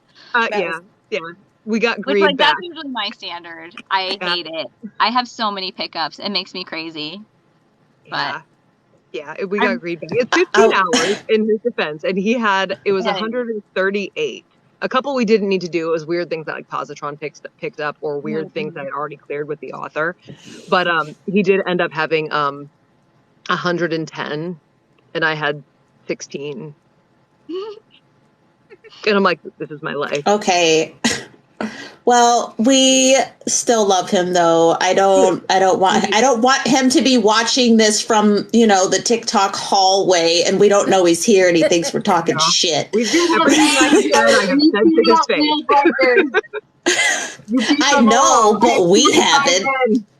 I do love the seriousness and like the what's the word I'm looking for? Like the professionalism and like the in-depth just like how seriously he takes like every audiobook, including a parody of an insect king.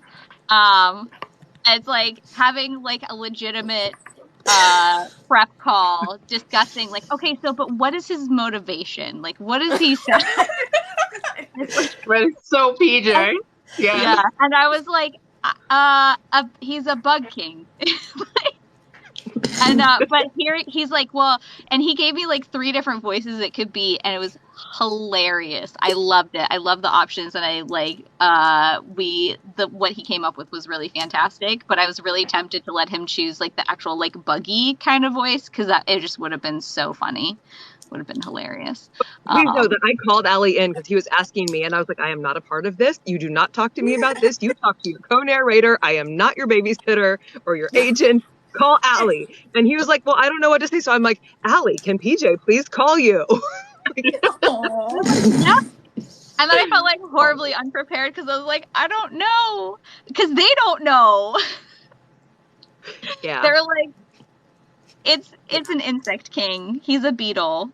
So That book was awesome. Is he like a big He's directing a show. like He is at rehearsal right now. He's Oh, okay. So Reggie, it was a parody novella, and I borrowed PJ because it was a dual narration. All the proceeds go to charity, and it basically has like every trope, every like bad cliche. It's like they wrote it in like 24 hours, so like plot holes galore, but it's just funny. It was hilarious. Yeah. So I highly recommend it. It's like $3.99. Like, is it like, I feel like I remember one of the descriptions being like, she's not like other girls, but is somehow simultaneously average or something like that. I can't remember, but it was like shit like that. Really wishing she had a smaller chest so guys would find her attractive. Like, it was just ridiculous. It was ridiculous. With pink hair and like, manic pixie dream girl doesn't know she's pretty. Of course. What? Like, no one's ever loved me like the Bug King has. And just like... It sounds batshit crazy, right up my alley. Oh, it's very crazy. Very crazy. So, yeah, I highly recommend it. That one is wide as well. That was actually the most recent book that released. He was looking for it on Audible the other day because he was looking for reviews. I don't know why it hasn't posted on Audible. It's like, it's on Scribd, it's on Libra FM, it's on Chirp, it's on all of the other ones, but for whatever reason, it's like dungeoned from Audible right now. I know it takes like 3 extra weeks to get it from Findaway to Audible. Oh, I forgot about the bug exterminator vehicle that she drives. Ooh, I bet Amazon's doing that on purpose then. Because it got coded as erotica, which technically it is, even though it's not that explicit. It definitely is explicit, in some really horrible ways. But like it's technically erotica. So yeah, Audible is dungeon. Yeah, but you can find it on Libra FM, Chirp, Scribd, Spotify, Kobo. Oh, Spotify.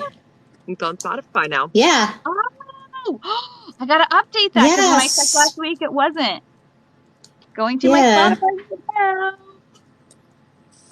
So I did that fantasy anthology, and that's out everywhere except Audible. And of course, that was done through Findaway Voices /Spotify, and I have to wonder if Amazon is doing that on purpose. They probably because Spotify's trying to be a competitor for audiobooks. Well, they did it back in May too with my like 1 hour novella that I did through Findaway.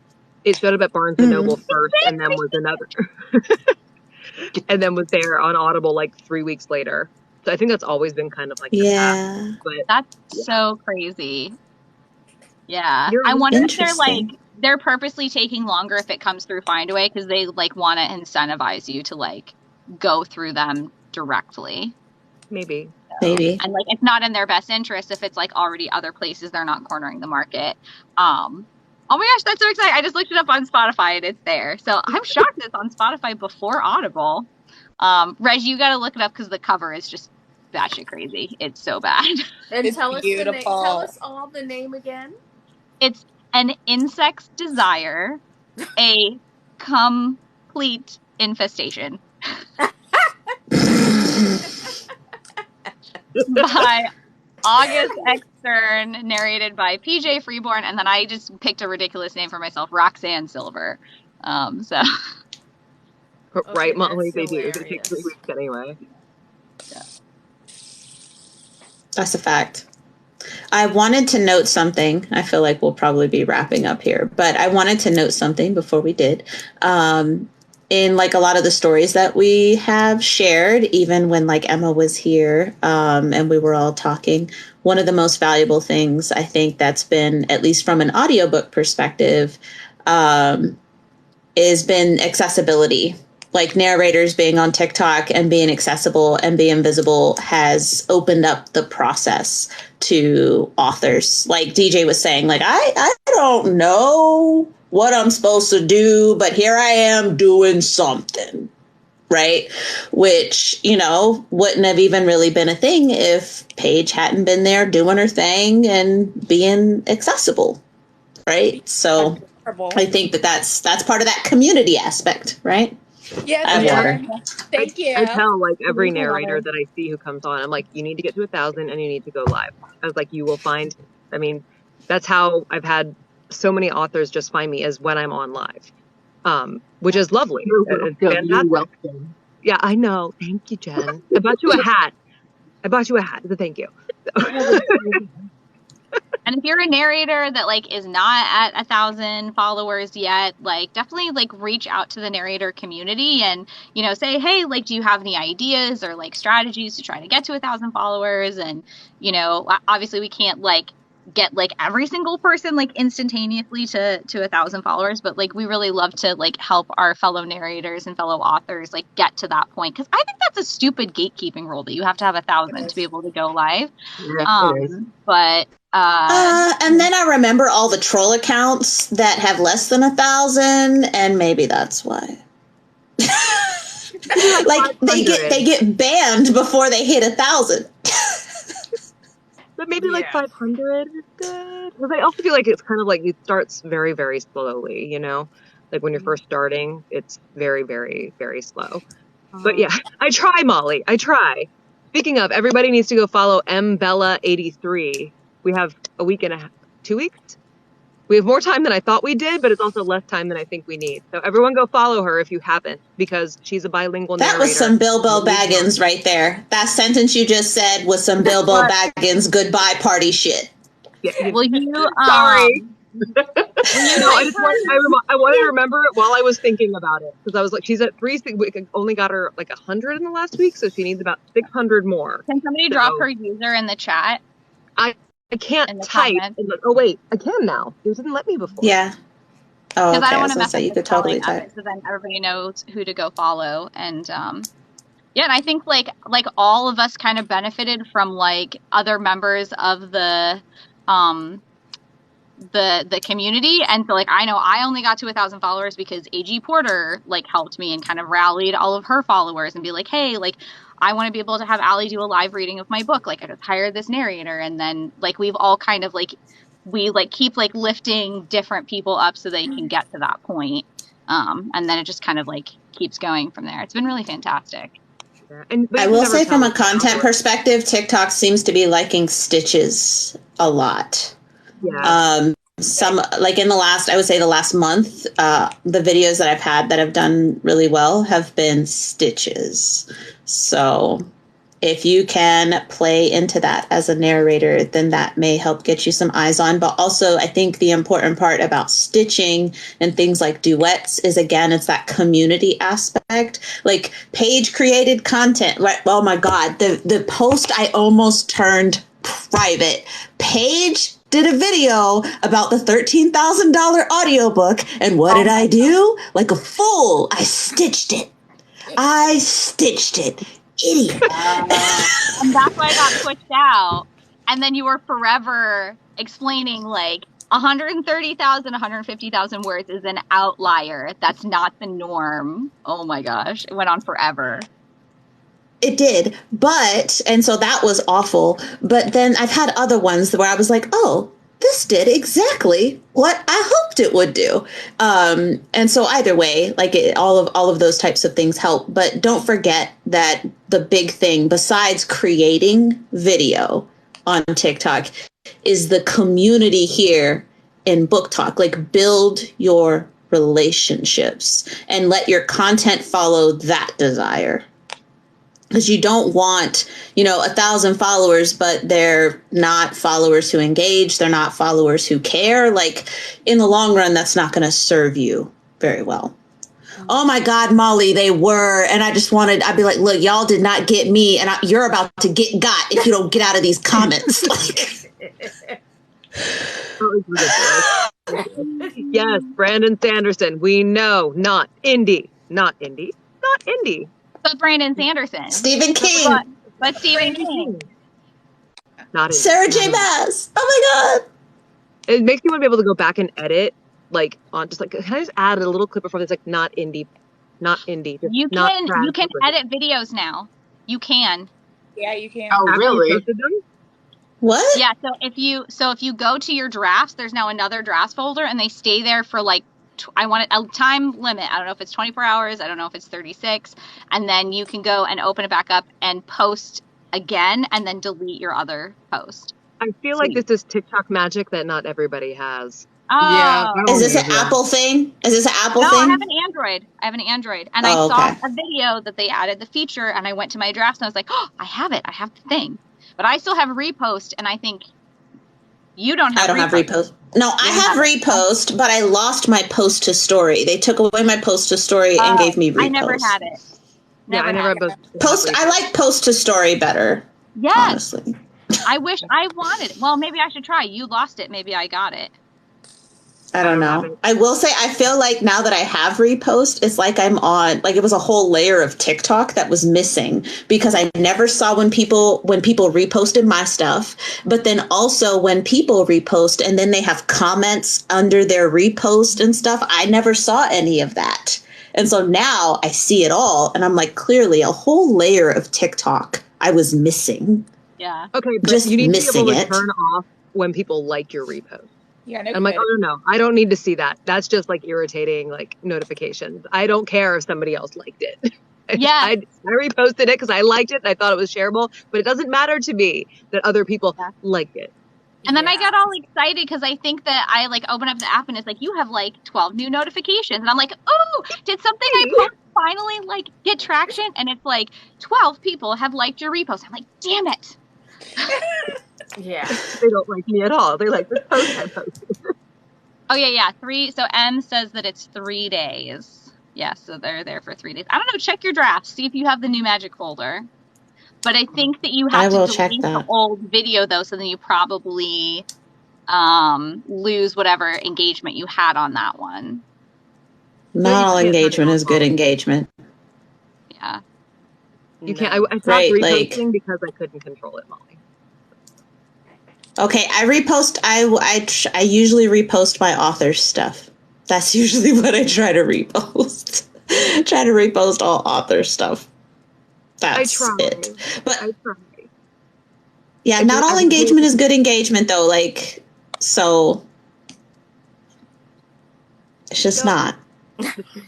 No. Like, if you end up on like Flat Earther TikTok or something. Sorry if anybody watching is a Flat Earther, but Oh, baby, I got sucked into Prison Wife TikTok. Do not ask me how I got there, but I was stuck. And I was like, oh my God. I'm like, honey, listen to this. Yeah, it was interesting. That's a dark place to be. I love it. It was, I love it. 3 o'clock in the morning, I can't. I love being on Prison Wife TikTok. Isn't it crazy? Wait, okay, I need a definition. So, like, what do you, like, is this wives of people in prison? Or does Prison Wife have another meaning? No, there is that side of TikTok. Okay, I just wanted to make sure it wasn't Prison Life like Work Wife, right? Because we know Work Wife is at work. No, not that kind of. Yeah, there is Prison Talk and Prison Wife Talk.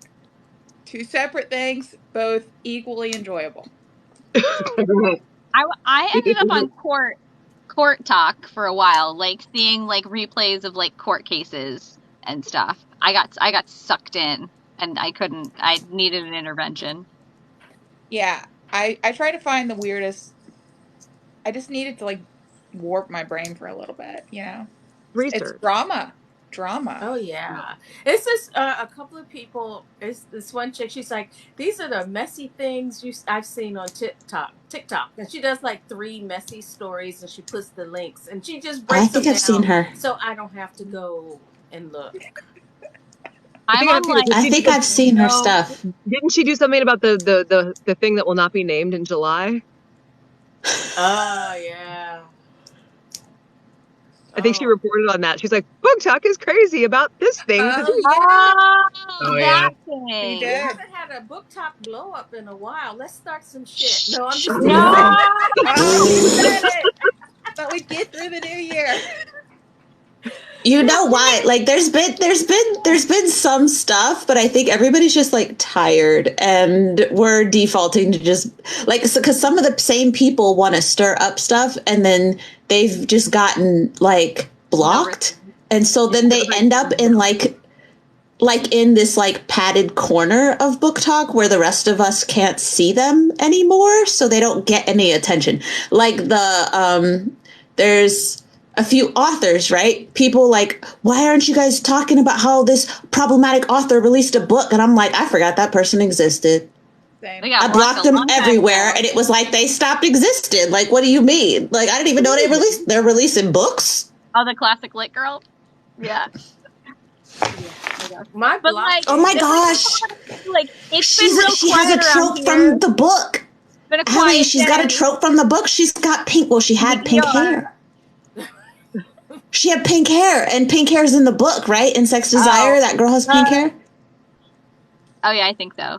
And like I never saw any of her original posts. I only ever saw, and I think I blocked her a long time ago for a completely different reason. I think she was sus like a long time ago. So like I never saw. Shut up, Paige. Shut up. But then so then there was Line Life talk because they were mad at the bucket bunnies. Oh yeah.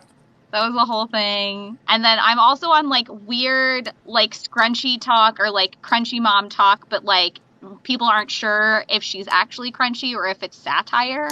And if it's not satire, it's like dangerous. Oh, I've seen that one. She's really popular. She's weird. Like, yeah. I mean, whatever, but I think it's meant to be funny, but then she actually is crunchy. Yeah. Yeah, I couldn't figure that out. I watched several and I got uncomfortable. I'm like, I don't know if this is real or not. Old person here, what does crunchy mean? So like crunchy? Crunchy, like crunchy granola. Be careful saying the V word, though. What? Which word? Don't say the C word? V. Oh. Vegan? She's gonna try to get it. Oh God! They're anti. Look, Allie, when you said vegan, I was like, I feel like that's wrong, but also what I'm thinking. Well, but the way you said vegan. Don't say vegan.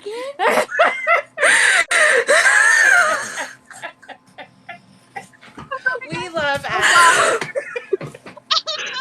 Well, no, Allie. I was thinking it. I was like, is she for real telling y'all not to say vegan? You guys know, at this time of day, all of my meds have worn off, and so there is no, like, separation between my thought and it coming out of my mouth. So, like, no filter at this point. So if I'm like, is she saying vegan?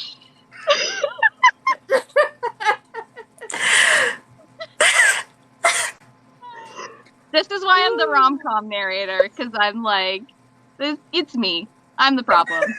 But yeah, like, the crunchy moms, they're like organic, the anti thing, antitoxin, you know, putting garlic in their ears, and I'm like, I'm scrunchy. I feel like I'm scrunchy because I like to eat eggs in my backyard and forage for food out there sometimes. When you said but not all the time. I thought you were talking about the hair things. So did I. So I was like, you're the scrunchy TikTok? Like, I'm like confused. I mean, it probably is. Like, scrunchy is like semi-crunchy or sort of crunchy. Scrunchy. Okay. Yeah. I'm sorry. Too much today. It's okay. I mean, Paige and I both have goats. You mean Yeah. Allie? Allie? Yeah, that's what I meant. Have goats. It's very much past my bedtime. Yeah, mine too. Paige and I both have cats. I have cats. Yeah. I have Monsters. When does Paige have goats? I was literally about to be like, oh, Paige, you got goats? I mean, I could come home and PJ could have a goat in the backyard. And I'd be like, yeah, okay. As long as It it's would shock me. This is zero drink Allie. No, somebody's asking if I'm like drunk. Nope. This is me all natural. This is just how I am. wow. And we love it. And we do. I know. I laughed so hard. I'm crying again. Vegan. I'm sorry. I'm good for comedic relief. So You are. We love you for it. thanks, guys. Thanks for not judging me. No, I know I'm going to need that in like every single book ever. I'm just going to need somebody to be like, you know, vegan. Oh my goodness. That is so in my head. That sounds like the perfect thing that one aunt in the story who's like super nice and is afraid to hurt everyone's feelings, she would whisper the word vegan. She would whisper the word vegan. Like, yeah. You know.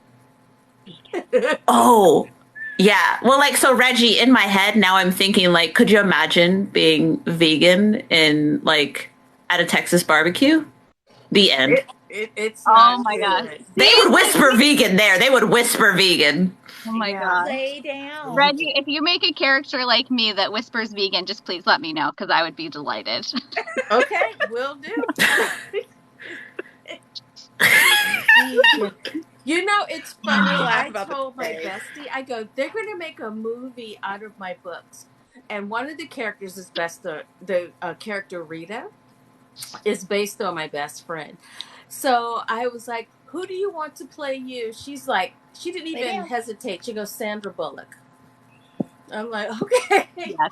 So Sandra Bullock's going to play her. And I keep going back and forth between like Regina King and Viola Davis to play Gwen. But they have to be softer. They need to gain some weight and lose some muscles.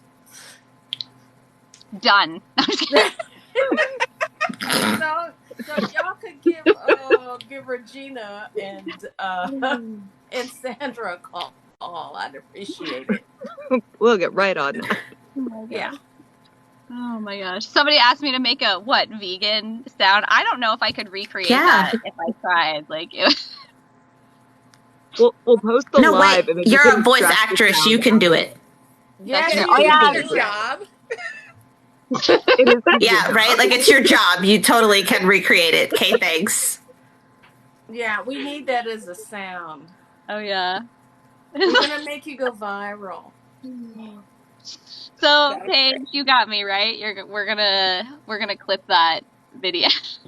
Yeah, I will upload it to YouTube. We can take it out, just upload it, make it private, and then have this sound. It's like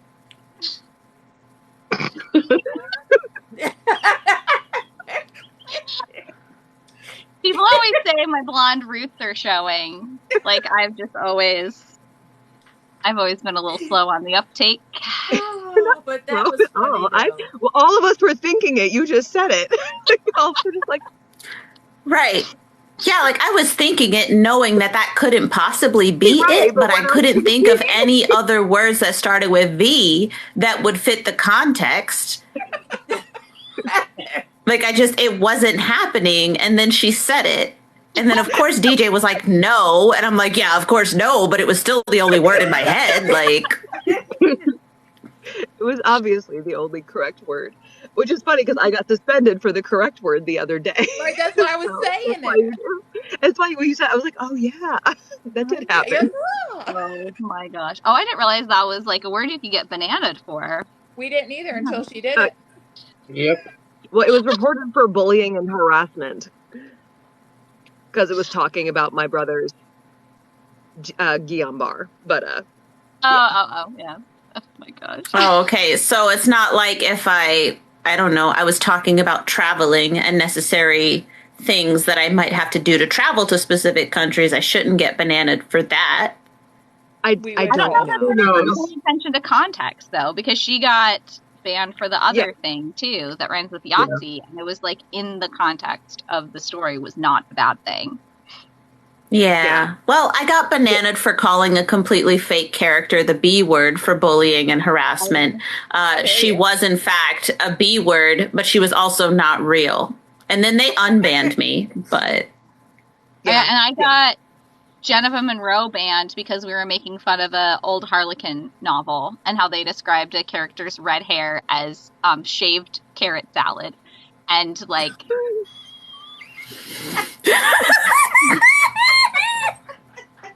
I bet he was a vegan.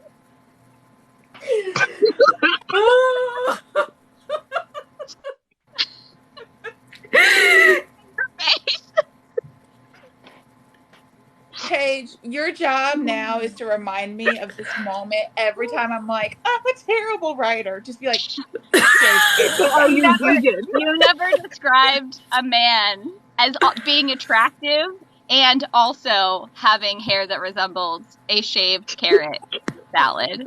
I haven't yet. But yes. It can happen. You have plenty of time wow. to do that. Oh, shaved carrot. Yes, it was shaved carrot salad. Yeah.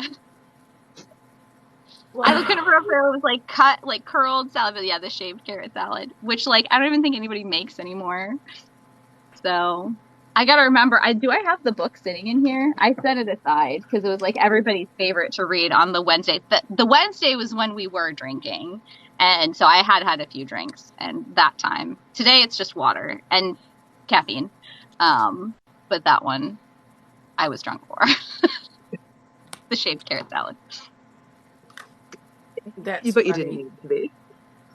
No, I don't. I definitely don't. This is why I don't often drink, because like I'm a mess on my best of days, so it's really not a good combination. People end up having to babysit me. It's not fun. Oh yeah. No, okay. That was hilarious. I think it's hilarious, but is it bedtime for everybody? I think it is bedtime. Yeah, I have to get my steps and listen to my audiobooks. I'm trying to multitask. Yep. And my kids are still getting up at 6:30 tomorrow, as they do every day. They're trying to take over the world, of course. I will try and start Savior officially. Or do they wake you up? Well, so I get up before them, so I have peace before the chaos. Yeah. And then I like give them their morning snack, and then they go and like watch TV and stuff. But so I don't know if it was because being in the military or what, but like I can't sleep if things are going on because my brain is always trying to identify what the thing is. So like people sneezing and coughing, the kids talking to each other. I hear toys happening, but like, is it a toy or are they playing with something they're not supposed to be playing with? I don't know. And so I can't sleep if they're awake. So can I ask Reggie just one author question? Because I have my ADHD list here of questions. Okay. What's more difficult and why? Writing the first book in a series or the subsequent books? Well, I wrote the first one and put it out while I was getting the developmental edit for the real book one. And she said, you know what, the conflict isn't strong enough, so I had to change something. So yeah.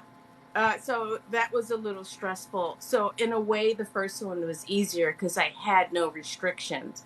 And with the technical book one, but it's the second book, I had to remember all this stuff. So it was a long answer. So I'm going to say the first book because I can do it without, the guardrails. Thanks. So Sorry, that was a It was significantly easier for me too. Was it? Wow. That makes a lot of sense, actually. The freedom. Yeah. Because the more you write, the more it just closes in on you. Yes. It's draining. Yeah. Well, and not to mention you establish rules, right? Especially like you're establishing rules of reality, like and Reggie, what you're writing, like paranormal, like you can't go back on your own rules or else like, I mean, you can't do it a lot. Sometimes we do it, but like you can't do it a lot or else why'd you even make rules then? Right. Exactly. Bouncing. Yeah. Awesome. All right, y'all. All right. I'm ready. Well, we're going to adjourn. We're doing it again next week, and we're going to have Molly Breyer on narrating a little bit from a Why Choose Dark Romance by Poppy. I keep getting her last name wrong. Jacobson. Thank you. She's I keep wanting to say amazing. Robinson. Well, I'm so going that will to be come next back week. and visit you guys and listen next week. Yes. Please. That'll be lovely. So another good thing to know, we're going to be posting them on like YouTube after the fact. So it'll become a more permanent asset. So you were here for the live, Emma was here for the live, but it will also be something that can be referenced in the future. Awesome. I'm glad I put lip gloss on then. I didn't. Nope. Awesome. All right, everybody. We will have the post, to click on people to follow. Reggie, tell us the name of your book again so everyone can go find it. Hoodoo Heaven and Return to Hoodoo. Awesome. And Emma was on earlier, and she's got Clan of Wolves. Allie, you know them better. You narrated them. Yeah, so Emma Steinbrecher / Emmie J. Holland. She has A Clan of Wolves, A House of Witches. She also has the Death Hunting series. That's not an audio yet. Then she has The Unbelievable Misadventures of Olive Finch. That's by Emmie J. Holland. And then Pride, Pancakes in Paris is a rom-com by Emmie J. Holland coming March 2023. And that one will be coming in audiobook as well. Jen. Yes. Yeah. Go find what am I doing? Join our thing, and then click her link to join in on one of these. We'll get you to 1,000 so you can join us and have fun. We'll do narrator follow party. Yeah. I was gonna say, Jen, tell us about your book. Just real fast. You want me to talk about my book, like what I'm doing right now, or the one you're narrating? Yeah, plug your book. About my book. Yeah, Plug so you want to hear about your book. Plug Savior. Book 1. Oh, okay. It's an MC romance. On the surface, it's kind of different from many MC romances out there. And Paige narrated it with PJ. Yeah. That's all I got right now. My brain's fried. Burn, book 2 is coming. Yeah, book 2 is on paperback and ebook. It's going to be on audio. Hopefully, if ACX can get their ish together, maybe mid-February. And then I'm working on book 3, which is more so Legion's story. Villain origin story. Have Dean what? Have Dean period? I don't know what that means. Book 3, writing it. Yay. And then DJ. What does have Dean period mean? Laura. We're all looking. Jennifer, is your book in KU? Are your books in KU? Yeah, they are currently in KU. I don't know if book 3 will be in KU though. It might just be paperback and audiobook. Okay. We'll see how that goes. I think it's easier to get into KU than to get out of KU because they kind of got a stranglehold on me. Yeah. Yeah. And I'm not very happy with them. And DJ, plug one of your books. Just say Dean. Dean. Yeah, I have Paige I just got done with Closing the Distance, which is a small town age gap set in one character's from Kentucky, one character's from California. super cute, single parents, lots of spice, and PJ's amazing with this sexy Kentucky accent. You'll love it. And Paige is perfect as always. So go check it out. It'll be out in January. Cool Awesome. beans. All right. Thank you, everybody. I think Jenna's hosting next week, so give everybody a follow because we are going to switch off hosts. Check out the books, and we'll be posting more about it. Thank you all for coming. Thanks for having us. Everybody. Ciao. Oh God, how do I end it? I don't know. The X.